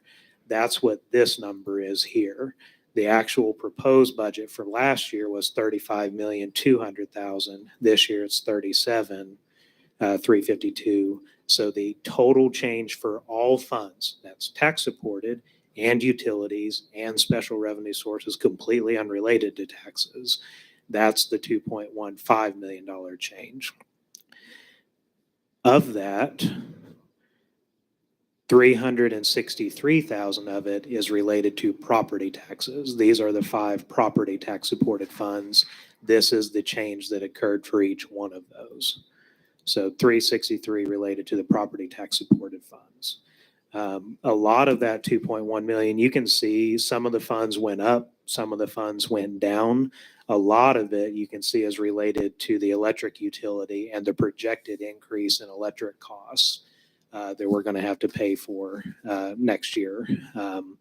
Again, you're projecting 8 months out or 18 months out. That's a very hard thing to do sometimes, but the early projections in the year were for those to go up. And that was part of the basis for the rate increase, in addition to the fact that we were looking at our cash reserves being eliminated over the next couple of years. if we hadn't done a rate increase. So, and what I can do is I can actually make this available, because this is simply just a comparison of last year. I can put this on the same website page where all of those other documents are at, so people at home can read them and get a better understanding of the fund comparison. But the other thing to recognize with funds is just because there's an increase in the expenditures, that doesn't mean that something more was taken from you exactly. You can have funds like the Special Highway Fund, as an example. It has cash on hand gathered up over 10, 12 years of $300,000, let's say. So you're choosing to spend that cash on hand. You're not taking additional money from the local citizens or something to do that. So that's what makes it hard and very nuanced to present this information, because there's a little bit of variation to every fund that's out there. Where did the highway fund money come from? Special City County Highway, there is a. Josh, we might repeat the question so people that's listening will hear what the question There was a was. question about special city. So this is Special City County Highway Fund. So there's a motor vehicle fuel tax that's collected by the federal and state government. And the city gets a portion of that back for fuel that was purchased within the city limits. So they do a calculation each year, estimate what our portion is, and then they turn that over to the city in order to support the Special City County Highway Fund. We utilize that for a couple of our street positions. We utilize it for the street sweeping function, also for equipment. That's our primary equipment fund. And the reason we buy it out of there as opposed to the general fund is to try to avoid a tax increase. We try to utilize those other funds to pay for it so that we don't raise the mill levy. So that's an example of special highway. But each of these has a different kind of source associated with it. Some of them are not taxes explicitly. Some of them are. Emergency communications, there's a fee that the state collects for 911 communications, and the city gets a portion of that back to run the 911 system. Cemetery endowment, when people buy cemetery plots, a percentage of that purchase goes into the endowment, and that is utilized to help maintain the cemetery over time. So when we can, we try to buy equipment for the cemetery maintenance out of that fund so that we don't have to raise the mill levy in order to do it. And that's actually what's going on this year. That increase for the UTVs, that's being paid for from those proceeds as opposed to mill levy. So there's a little bit of intricacy to every single one of these, but just because you see the total budget going up 2.1, that doesn't mean people are being taxed 2.1 million higher. But there's no good, easy way to explain that. It is a complicated thing, but I will make this available on the city website.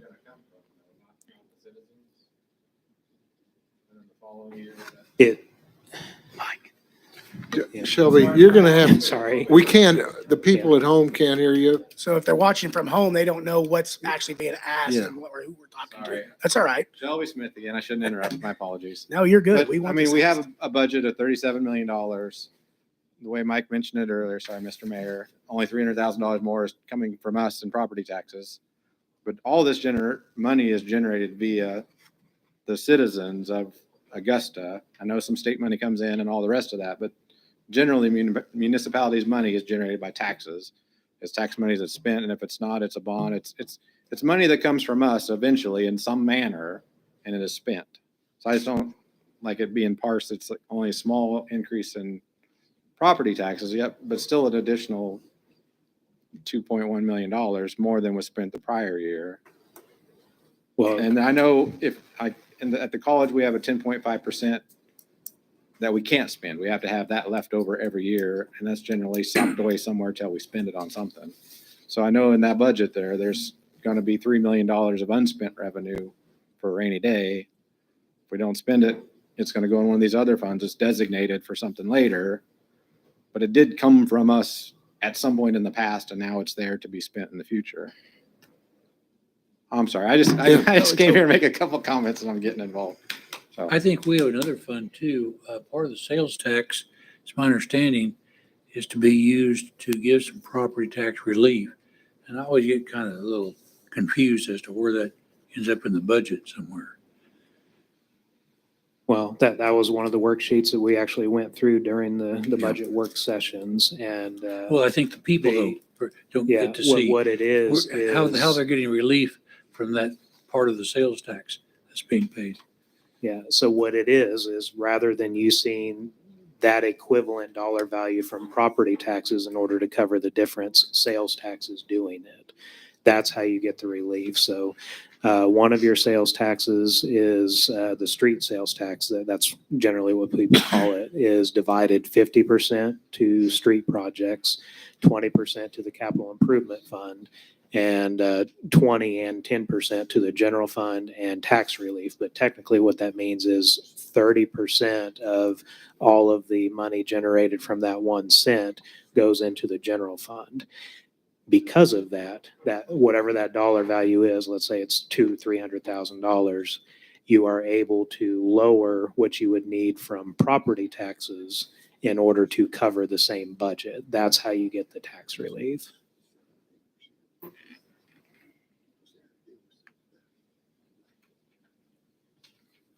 Josh, the chart you had up a little bit earlier showing there's the difference between the 32 and the 37. Could you go back to that, please? I'd like you to make some comments. I understand which one we're looking at. Sorry. It was your total. The budget hearing notice. Yeah, you were talking the 32 and the 37 there, the bottom column lines. Could you go down to the net expenditures and ad lib on that a little bit? If I'm reading this correctly, you're showing 26.9 for the 2024 year, 23 year, and you're estimating 71 or 31,000, excuse me. I couldn't see it. That's that's almost a $5 million increase. And I think a lot of the overheads coming from there. There's a difference between budgeted and actual. This is an example of that. These two columns are actuals. The budget numbers were a lot higher than this, as you would expect here. This is the budgeted number. By the end of this year, I can almost guarantee that that's going to be significantly lower because that's what you've seen in all of the prior years. Because what happens is we can budget to have 110 employees. At some point, we're going to have 10 we're going to have 10 or 15 of those that are not filled for large chunks of the year. And so you don't spend those salaries. So your actuals always end up less than your budgeted. And so if you compare your 2022 actuals compared to your 2023 estimate for this year, we're actually estimating an 800,000 decrease in total expenditures this year compared to last year, actual. Okay. And that's going to be a hard thing for people to process as well, the difference between actuals and budget. But so we are forecasting to actually spend less this year than we did last year. Projecting a 4.9. The reason it's a net expenditure is you have something called transfers. And transfers are kind of a unique and tricky thing in governmental budgeting. I don't personally like them because they're confusing for this reason. Essentially, they count as double budgeting. And the reason they do is because when you transfer money from the general fund, let's say to, I'm going to make something up, but general fund to electric utility, we don't do that. But the way that governmental budgeting works is when it leaves that one fund to go to the other fund, it is counted as an expenditure, even though it has not left your city coffers. And then when it gets to that other fund and you actually spend it out of that fund to buy something, it gets counted again as another expenditure. So transfers are generally referred to as double budgeting. And so that's why when you are looking at the actual total of how much money is spent at a city, that's why you take the projected total and you subtract the transfers from it, because in a lot of cases, they're just double budgeting. So your actuals are down here in the net expenditure line. That's the best way I can describe it.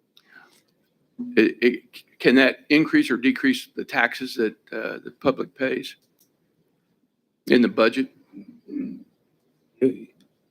No, because you adopt a budget that sets the dollar value of the property taxes that you need to collect. That's what this number is right here. And so the mill levy is going to be whatever it has to be I in order understand to that. collect. I'm just looking at expenditures going forward. I'm trying to figure out how much higher our expenditures are going to get or And- lower. And what I'm saying is that you're connecting things that I don't think are connected. This is you, council, setting the tax dollars you need to support the budget. And you do that when you adopt the budget. These numbers here are simply tracking our expenditures over the course of the year. Those things are not necessarily related. The way that they could be related is, let's say that the city does not utilize every budgeted expenditure, and this happens all the time, but we don't utilize every budgeted expenditure that we have in the general fund.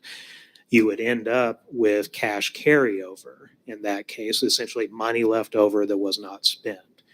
The way that that actually helps reduce the mill levy is that gets carried over the next year and is automatically factored into the calculation of how many property taxes you need.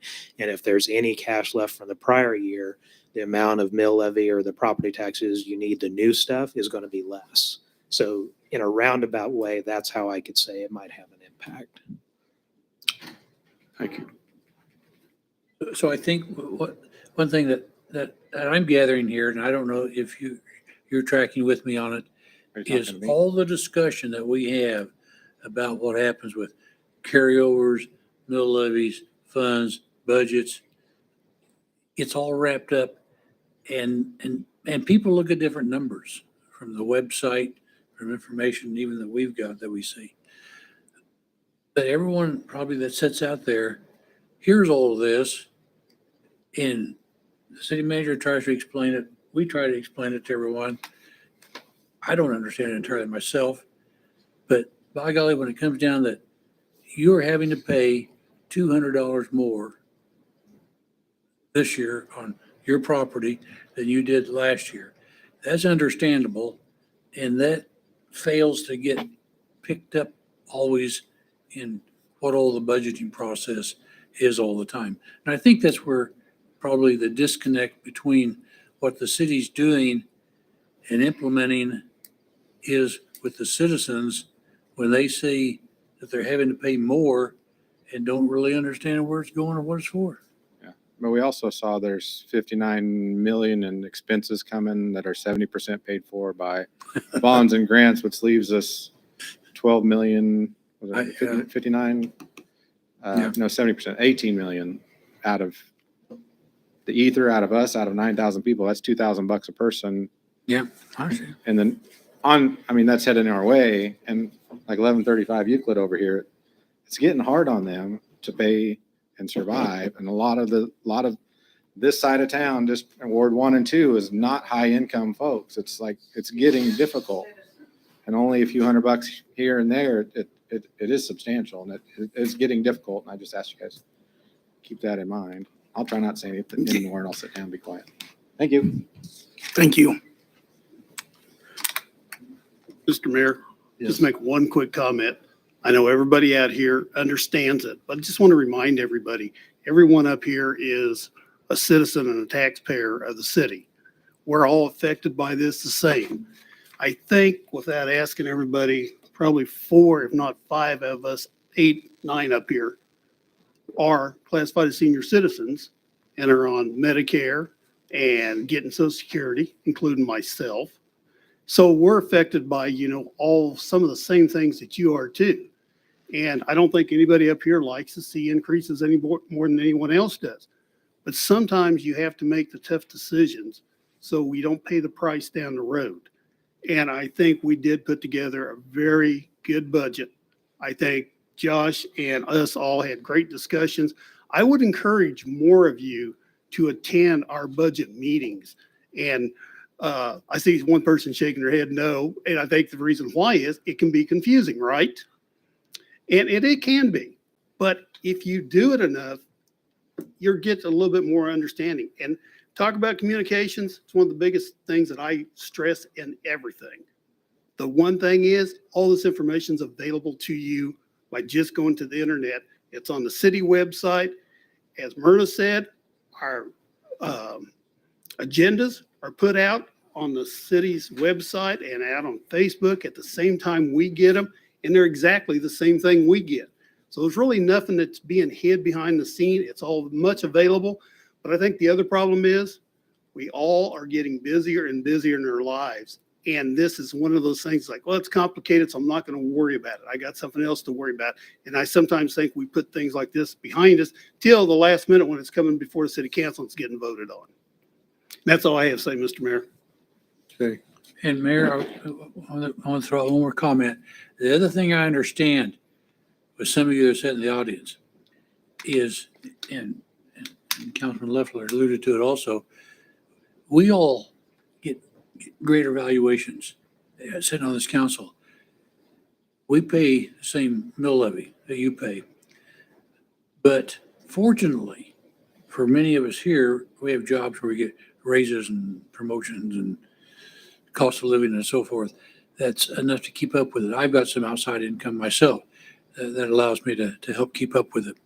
For those of you who don't, I sympathize with you and understand what the burden is when you don't get an extra 4%, 5%, 6% a year of what you're earning, and suddenly the government comes in and says, we want a few $100s more from you. I sympathize with that. And I don't quite know how to rectify that other than maybe the council needs to be a little more cognizant of every item that's spent. And it's so complicated, I think we pass over it sometimes instead of looking at it. Okay, Mayor, I'm done. Mr. Mayor, we have closed the public hearing, haven't we? I was been trying to do that. I wasn't sure if we did or not. It's No. been so stretched out. So I'm going to close the public hearing. That brings us down to item G there, whether to approve or disapprove the 2024 budget as it is proposed. I move for approval of the proposed 2024 budget. Second. Okay, I have a motion and a second.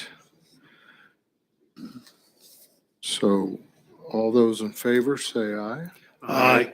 Those opposed? Aye. Can I see hands for the opposed, just so I make sure I get everybody? To those that oppose, would you raise your hands? That'll make it simple. Okay, thank you. 6-2.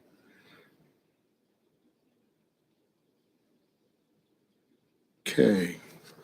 With that, we're going to take a break. Move for a 10-minute break. Second. Got a motion and a second to take a 10-minute break, and we'll come back in 10 minutes. All those in favor say aye. Aye. Any opposed? Motion carries. Thank you.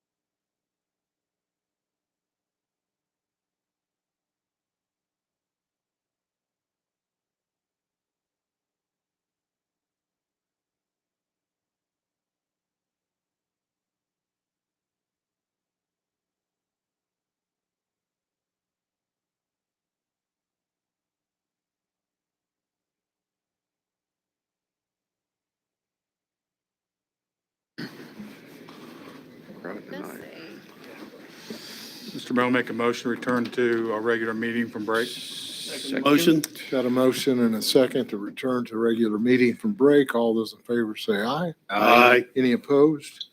Motion carries. Okay, that brings us to item 2 of our business, ordinance number 2226, establishing the maximum property tax dollar amount for the library fund and library employee benefit fund.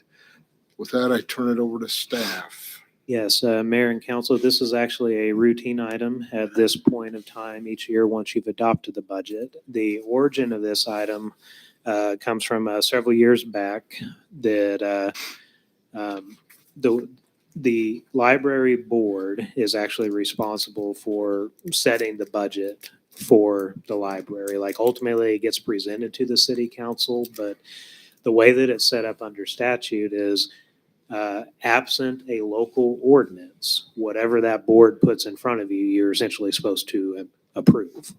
And so I think back to 2013, 2014, when I started doing the budgets and looking at that and contacted other cities and asked how they managed that, what they did is they recommended that you pass a local ordinance that sets the maximum property tax dollar cap for the 2 library funds. That's the library's main operating fund and then the library employee benefit fund. And again, this is just the portion of their revenue that comes from property taxes.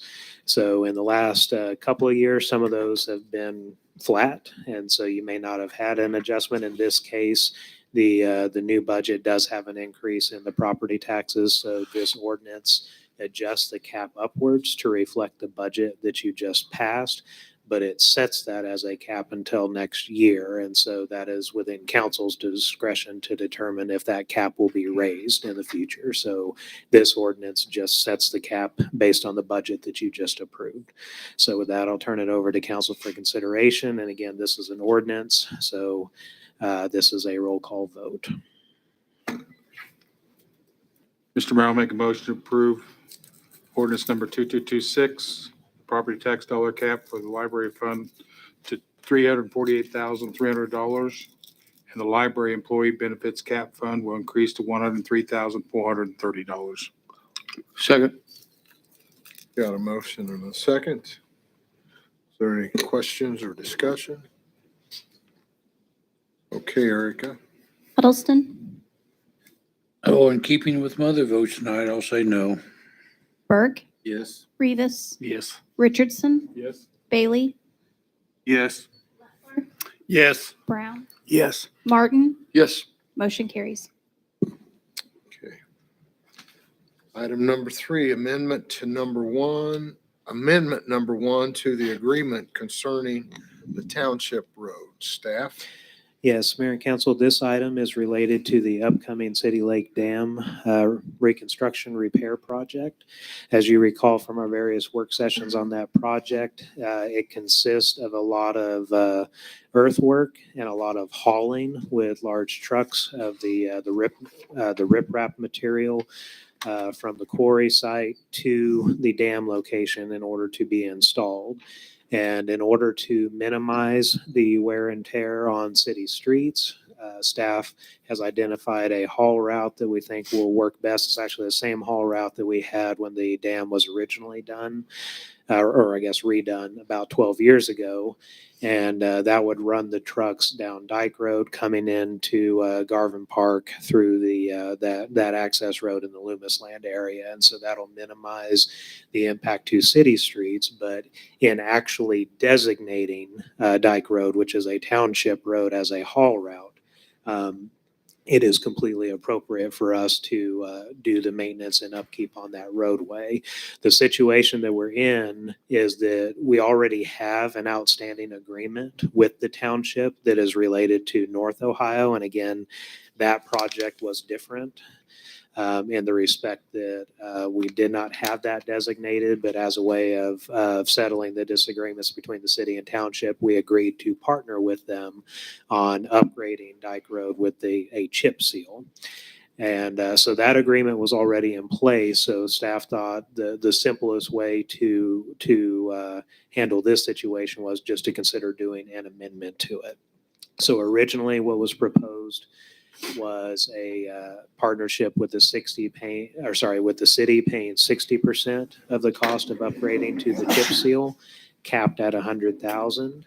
And we had previously agreed to that with the township. The way that this amendment is worded is whatever section of Dyke Road ends up getting designated as a haul route. And I say section because we're not expecting to use all of it. We're expecting, depending, I guess, what quarry you end up using. Currently, we're expecting it to come down Highway 400 and go up Dyke Road to that access route and then have them come back out that way, in which case you're only using about half of Dyke Road between the highway and 70th. So what we have proposed is an amendment that says the city, given that our trucks will be using that and the damage and degradation will be coming from that project, will pay 100% of the upgrade cost for the portion of Dyke Road used as a haul route. The remaining portion that we don't use, the original 60% agreement will apply. And then the cap was raised from 100,000 to 150. We just partnered with Butler County to do a chip seal on the entrance road at Santa Fe Lake. And I don't have final numbers on that yet, but Rod had estimated that that's probably closer to 40,000, but they didn't do brooming afterwards. So we don't know that that would add significant cost. So basically this breaks down to about 50,000 per mile, which we're hoping and we expect to be on the high end. But there is a hard cap on the agreement. We submitted this, or Anthony submitted this to Nick McClure, who's the trustee for the township. His initial gut reaction was he thought that that sounded fair. They are actually considering it tonight as well. They may have already voted, we don't know. But based on his initial reaction that he thought it was fair, I would suspect the township would as well. So with that, staff would recommend council consideration of this amendment contingent on approval of the Augusta Township Board of Trustees, which they may have already granted, just we're in here, so I don't know how their meeting went. With that, I'll turn it over to council for any discussion or questions you may have on this proposal. Council. I'd entertain a motion then. I move for approval of amendment number 1 to agreement concerning Township Road of Augusta Township contingent on approval by the Augusta Township Board of Trustees. Second. Got a motion and a second. All those in favor say aye. Aye. Those opposed? Motion carries. And so Mayor and Council and people at home watching, with that action, if the township signs off on it, we don't have any further delays. We will be moving the dam construction project forward to bidding here shortly. And if we have any issues with the township, we'll come back and notify you. But this was the last thing in the way of advertising that project for bid. And Josh, remind me, didn't they think it'd take like 60 days from time they started construction until they got done? So there were some estimates provided by the contractors. The contract allows for 85, so it's got a little wiggle room contingent on weather. And then the later we get in the year, that's probably going to be helpful. And we're a little bit later start than we were hoping. So okay, there's 85 days allowed in the contract, but the contractor doesn't have to take them all. Okay, thank you. Mayor, I was What's the wondering, time frame for the bids? Say what? I was wondering, with the water level so low on the lake, and maybe someday we'll start getting some rain, all that growth that's around it, do we just let the water cover that, or is it, or just remove it? Well, I can tell you from mowing that back when I was working for the city with the age of 17 or 18, you can't get out there with a mower because it's silted and you will bury whatever device you use. That was our experience in 2012 when the lake dried. We tried to mow, we tried to put trucks on it to do other, and we buried equipment. And on top of that, you don't know what is out there, rocks, logs and stuff that you So might hit. I can tell you, I don't have a lot of hope for it on a big scale, but I can tell you that I'm trying to do a pilot project, kind of like Wichita did with goats.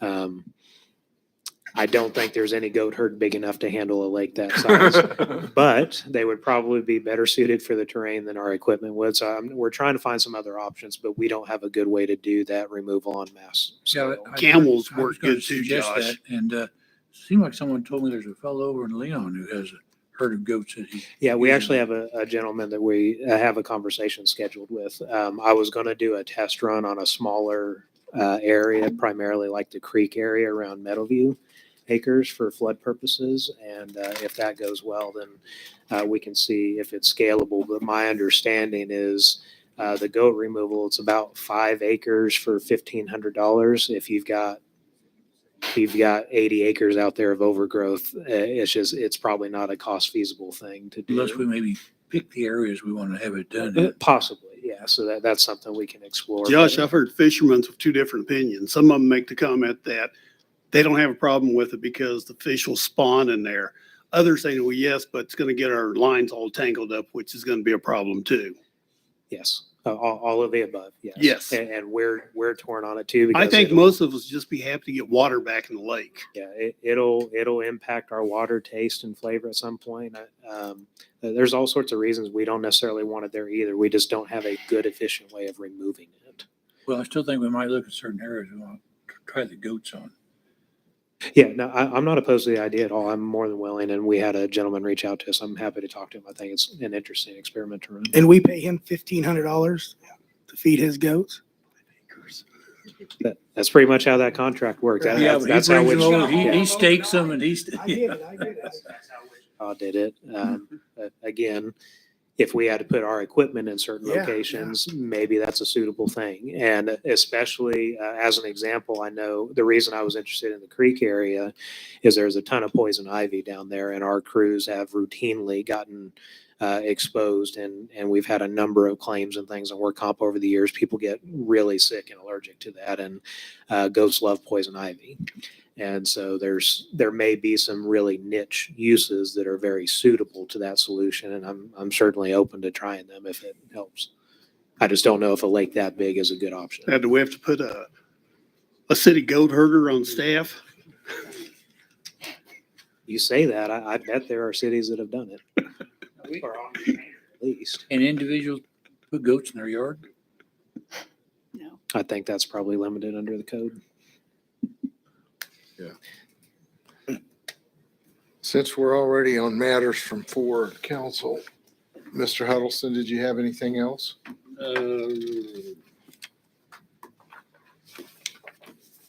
So I only have one, and we've talked about this before, and it involves the chief. I see tonight in the reports, we have the animal control officer report. There's numbers on it. I'm not quite sure if those numbers match the little box on the left-hand side that says total bill. Do those numbers underneath that dollar amount just apply to the clinic? Just the clinic? Okay. And it looks like there were 16 animals dealt with for the month.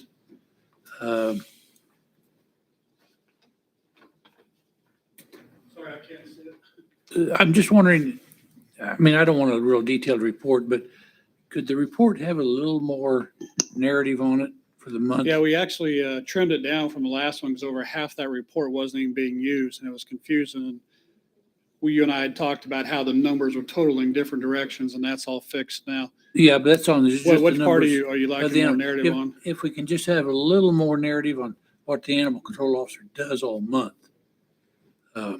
Her month, what she does? She I does mean- a monthly report herself of her I daily mean, activities. the officer, we get a report on what the officers do. There's like a several page report on what goes on with them each month. But other than these 16 animals, what does the animal control officer do? The 16 animals is only the ones that, can you go back to that report?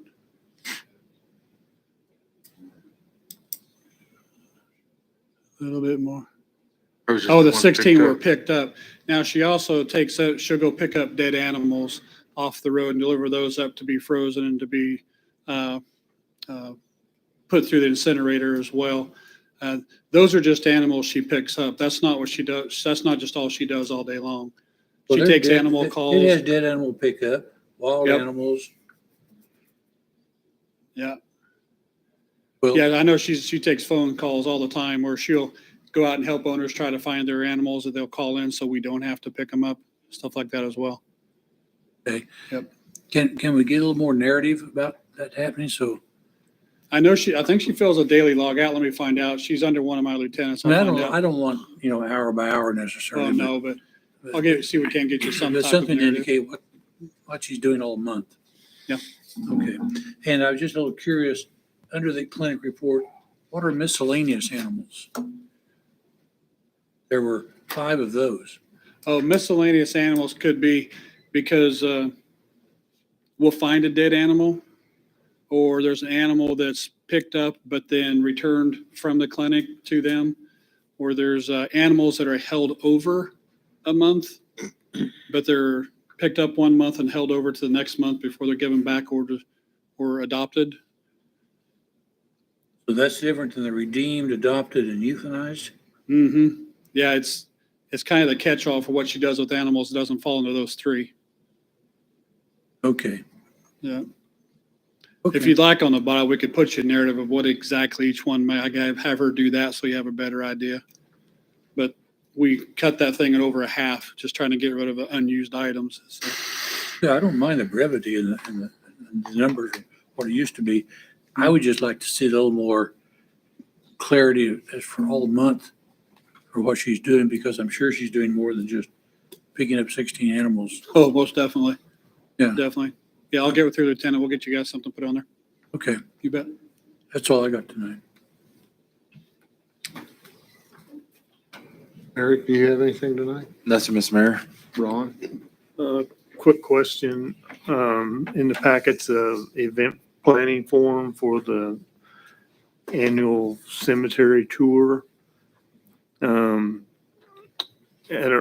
When you sent the email or whatever regarding the incident, the lady sustained an injury in the cemetery while she's out walking. You made the comment that maybe people walking in the cemetery did not comply with the regulations of the cemetery, because the cemetery rules and regulations, whatever, say it's for the burial and paying respects to. Does this, I mean, are we going somewhere we don't want to go by allowing this tour to happen if it doesn't meet the requirements of the So I cemetery? would say no for 2 reasons. One, those are your regulations for your cemetery. So you are the governing body that determines what activities go on in there. So in this case, you would be giving specific authorization for the event. The event in this case, as I understand it, is a recognition of historical figures in the cemetery. It has something to do with going to those graves and honoring those stories, which is something more akin to what the cemetery is for than walking your dog is. I would argue. You don't have to find that argument compelling, but it's your cemetery. It's within your right to authorize the events, even if they may supersede the regulations.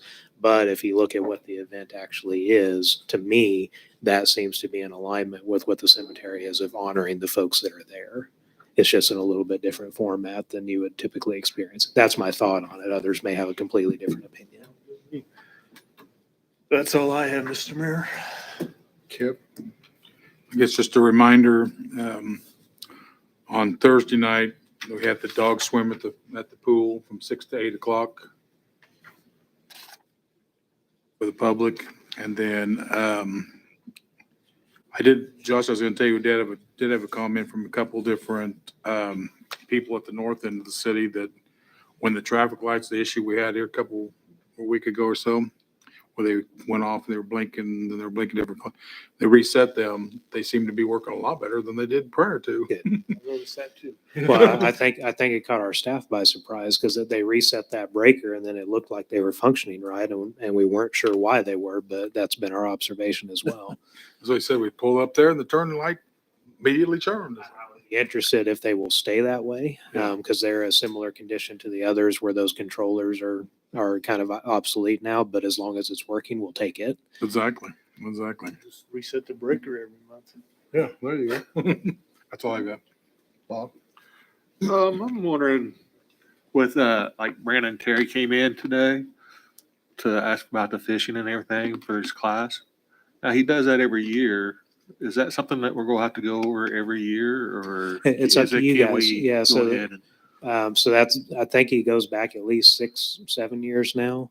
And that's, I think, been asked routinely of council. And at least the answer to this point has been, yes, go ahead and come back and make that ask each year. It doesn't have to be. If you're comfortable with it, you can just make that a routine thing. But I would leave that up to you guys, whatever you're most comfortable with.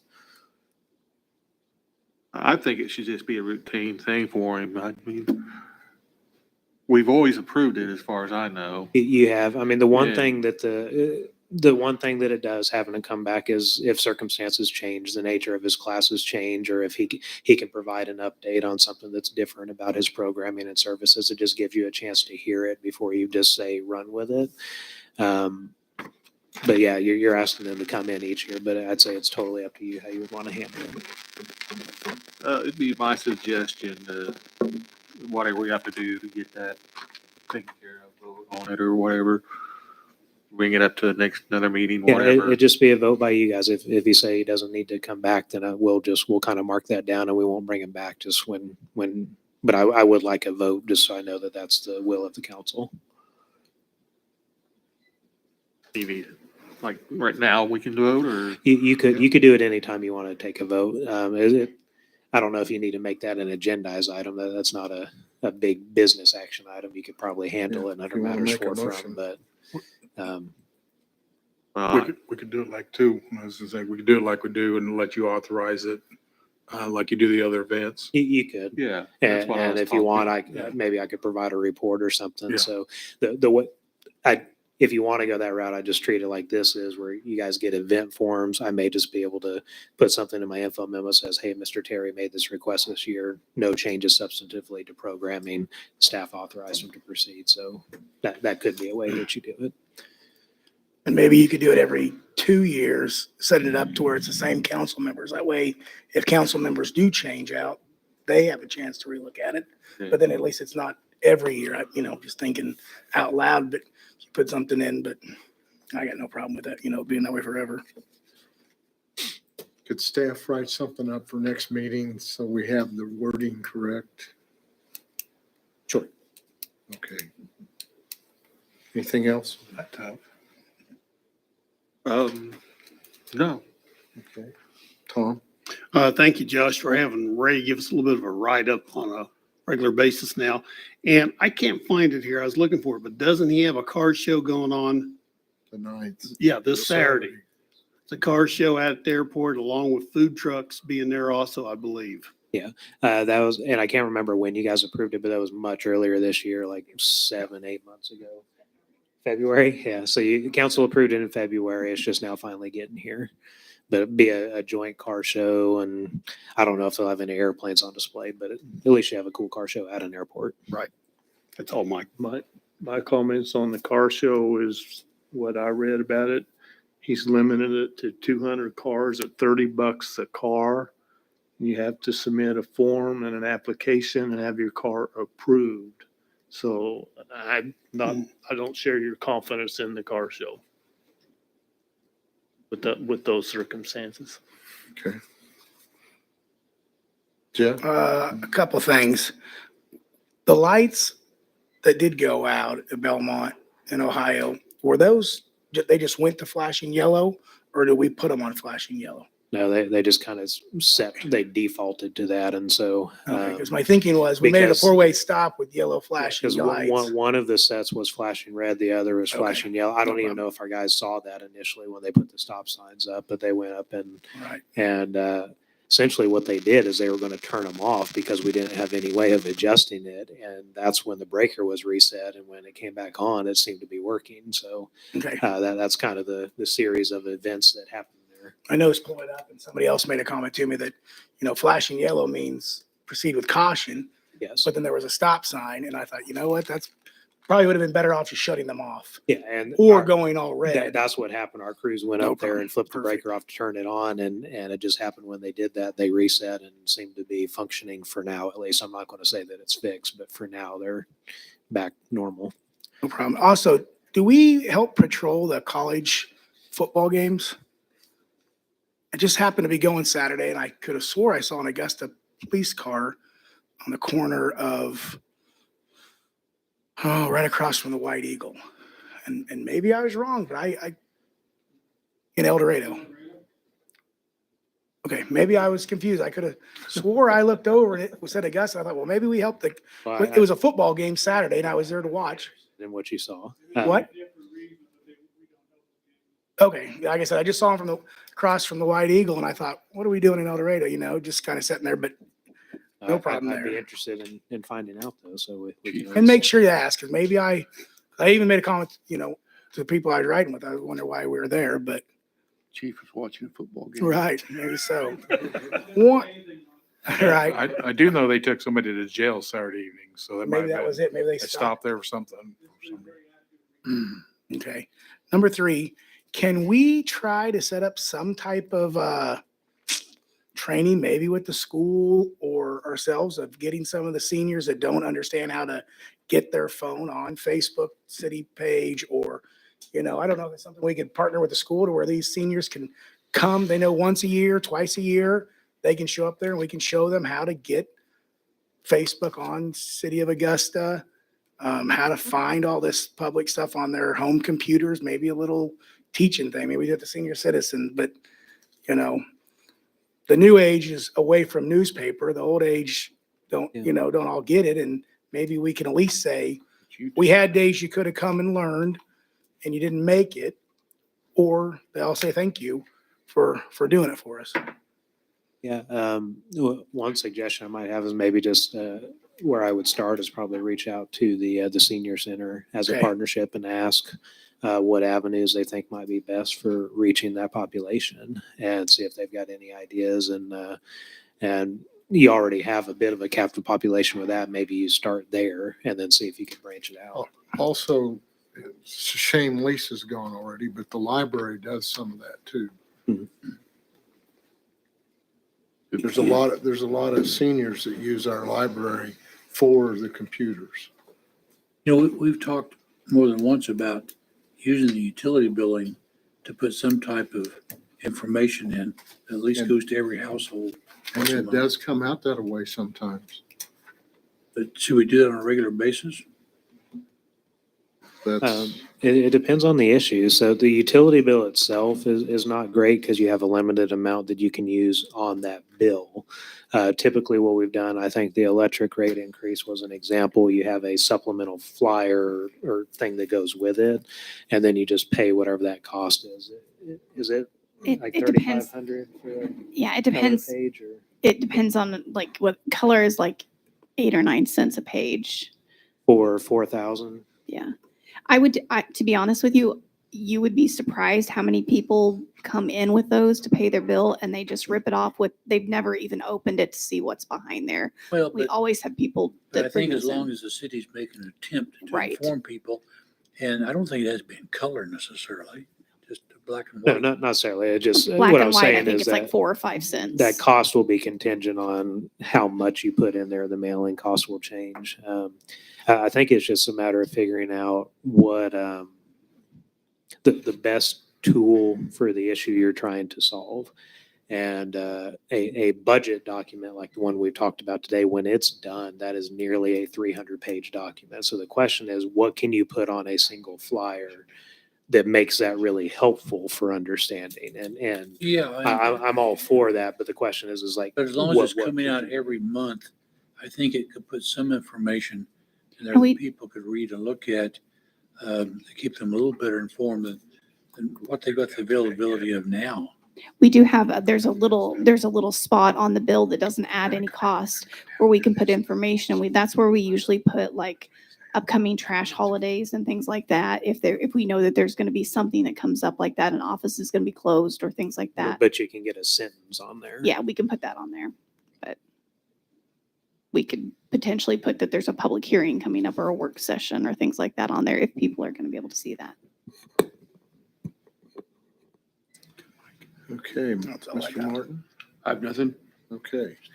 All right, there's a motorcycle museum cannonball event request here. that we need Yeah, to review. Mayor and Council, the reason I put this one on here is it doesn't happen on public property, so they don't need to get an event form through us. They don't have insurance because we're not closing the street or anything. But when they did it in the past, and they did the same thing this year, they requested that, hey, can the city provide trash cans to utilize for the event? So technically, it's a big public event that is being done on private property, which is why it doesn't have the other event form stuff.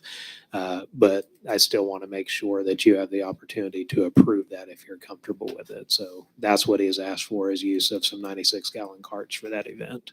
It was a big deal the last time they had it. That Matter of fact, they hundreds of also had people- some of us city council people serving people down there too. hundreds, if not thousands, over the course of Yes. the event. It's a major event. I'll make a motion to approve the Motorcycle Museum Cannonball's request for trash cans down there during their cannonball run. Second it. Got a motion and a second. All those in favor say aye. Aye. Any opposed? Motion carries. Okay. Item 2 here, the chicken discussion. Josh and I just want to get a feel from the council before we spend a lot more time on this.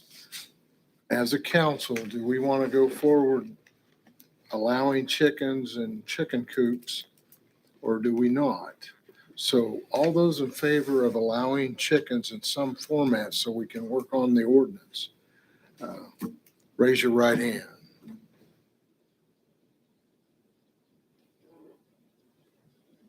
Well, that's 1, 2, 3. Those opposed to wanting chickens in town. 2, 3, 4, 5. There's your answer. Well, and Councilman Rivas asked that question at the last meeting, and I was like, well, we did spend a lot of time going through a planning commission process. So if we're going to do that again, I thought that was a very good question to get answered. So My next question is, what are we gonna do about the ones that are there now? Are we gonna enforce it or just let it kind of blindly go by like we've done for years? So I was walking up here, like I told you at the last meeting, that's something that Natalie will start going around and they'll have a certain amount of time to get rid of them. Because if you don't, it's condoning. And that's just going against your ordinance, so it's up to you. yeah, so at least for, honestly, it's never really been on my radar before. So if that is a prominent issue, and it sounds like people have reported that, then I would want to be more active with enforcement. I think the matter this year has been, with this hanging out there, staff would hate to start enforcing something like that ultimately you're going to allow anyway. But years prior to that, I tell you, it wasn't even on my radar. But now if that's a concern and we're seeing that out there, then I definitely want to work on getting that addressed better. We can start by putting a letter out, and advertisements out, and our newspaper up there that does the county plus Facebook and stuff as well. In the next 30 days, they're going to have to do something. Then say October 1, we start in. I think you got to give them some time though to make arrangements. That's what we can start with, because you're going to receive a lot of calls, I'm guessing. Well, I want to bring up a point. I know we've already voted on it, but when this question was asked last time, I went back and looked, and on the meeting date of April the 10th of 2023,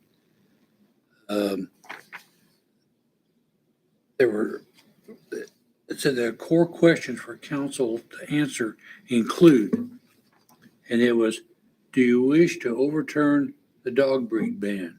Yes or no? Do you wish to allow chickens or other fowl within the city limits?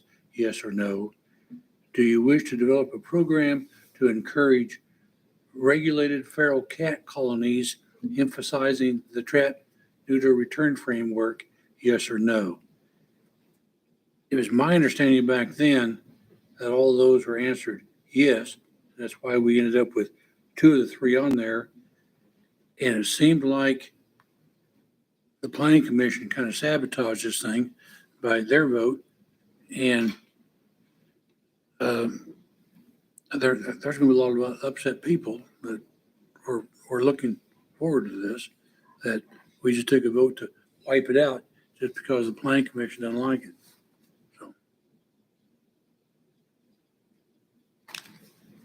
I didn't vote that way.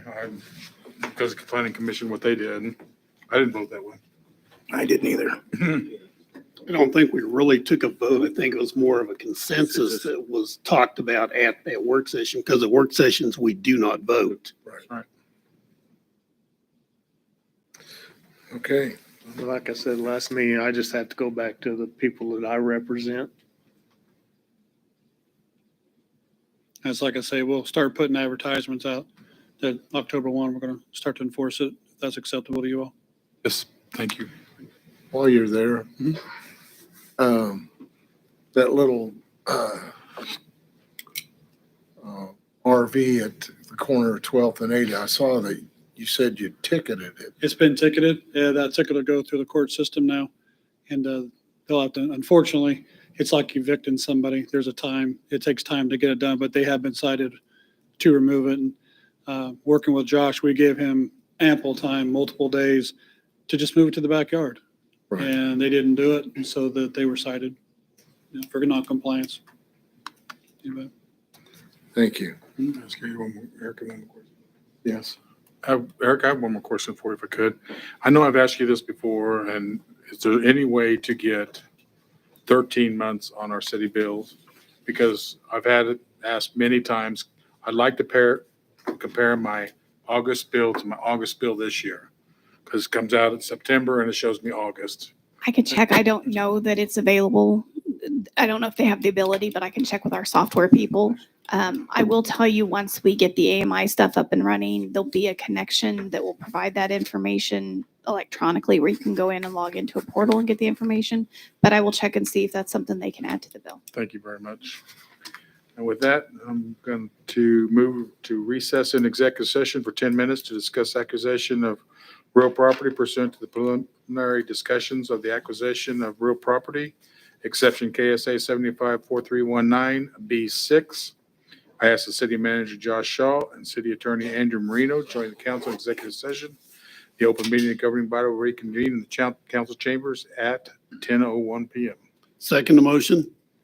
Got a motion and a second. All those in favor say aye. Aye. Any opposed? Motion carries. Will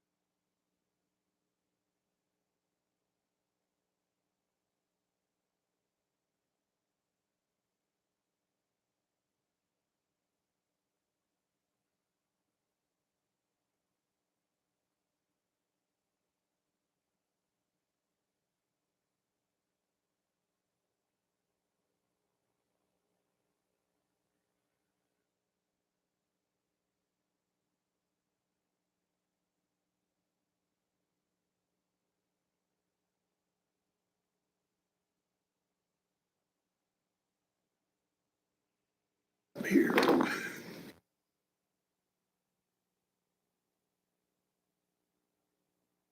And where no action was taken? Second motion? Got a motion and a second to exit executive session where no action was taken. All those in favor say aye. Aye. Any opposed? Motion carries. Mr. Mayor, I make a motion to adjourn this meeting. Second. Got a motion and a second to adjourn our meeting. All those in favor say aye. Aye. Any opposed? Thank you. Have a good evening. Good night. How close are you guys?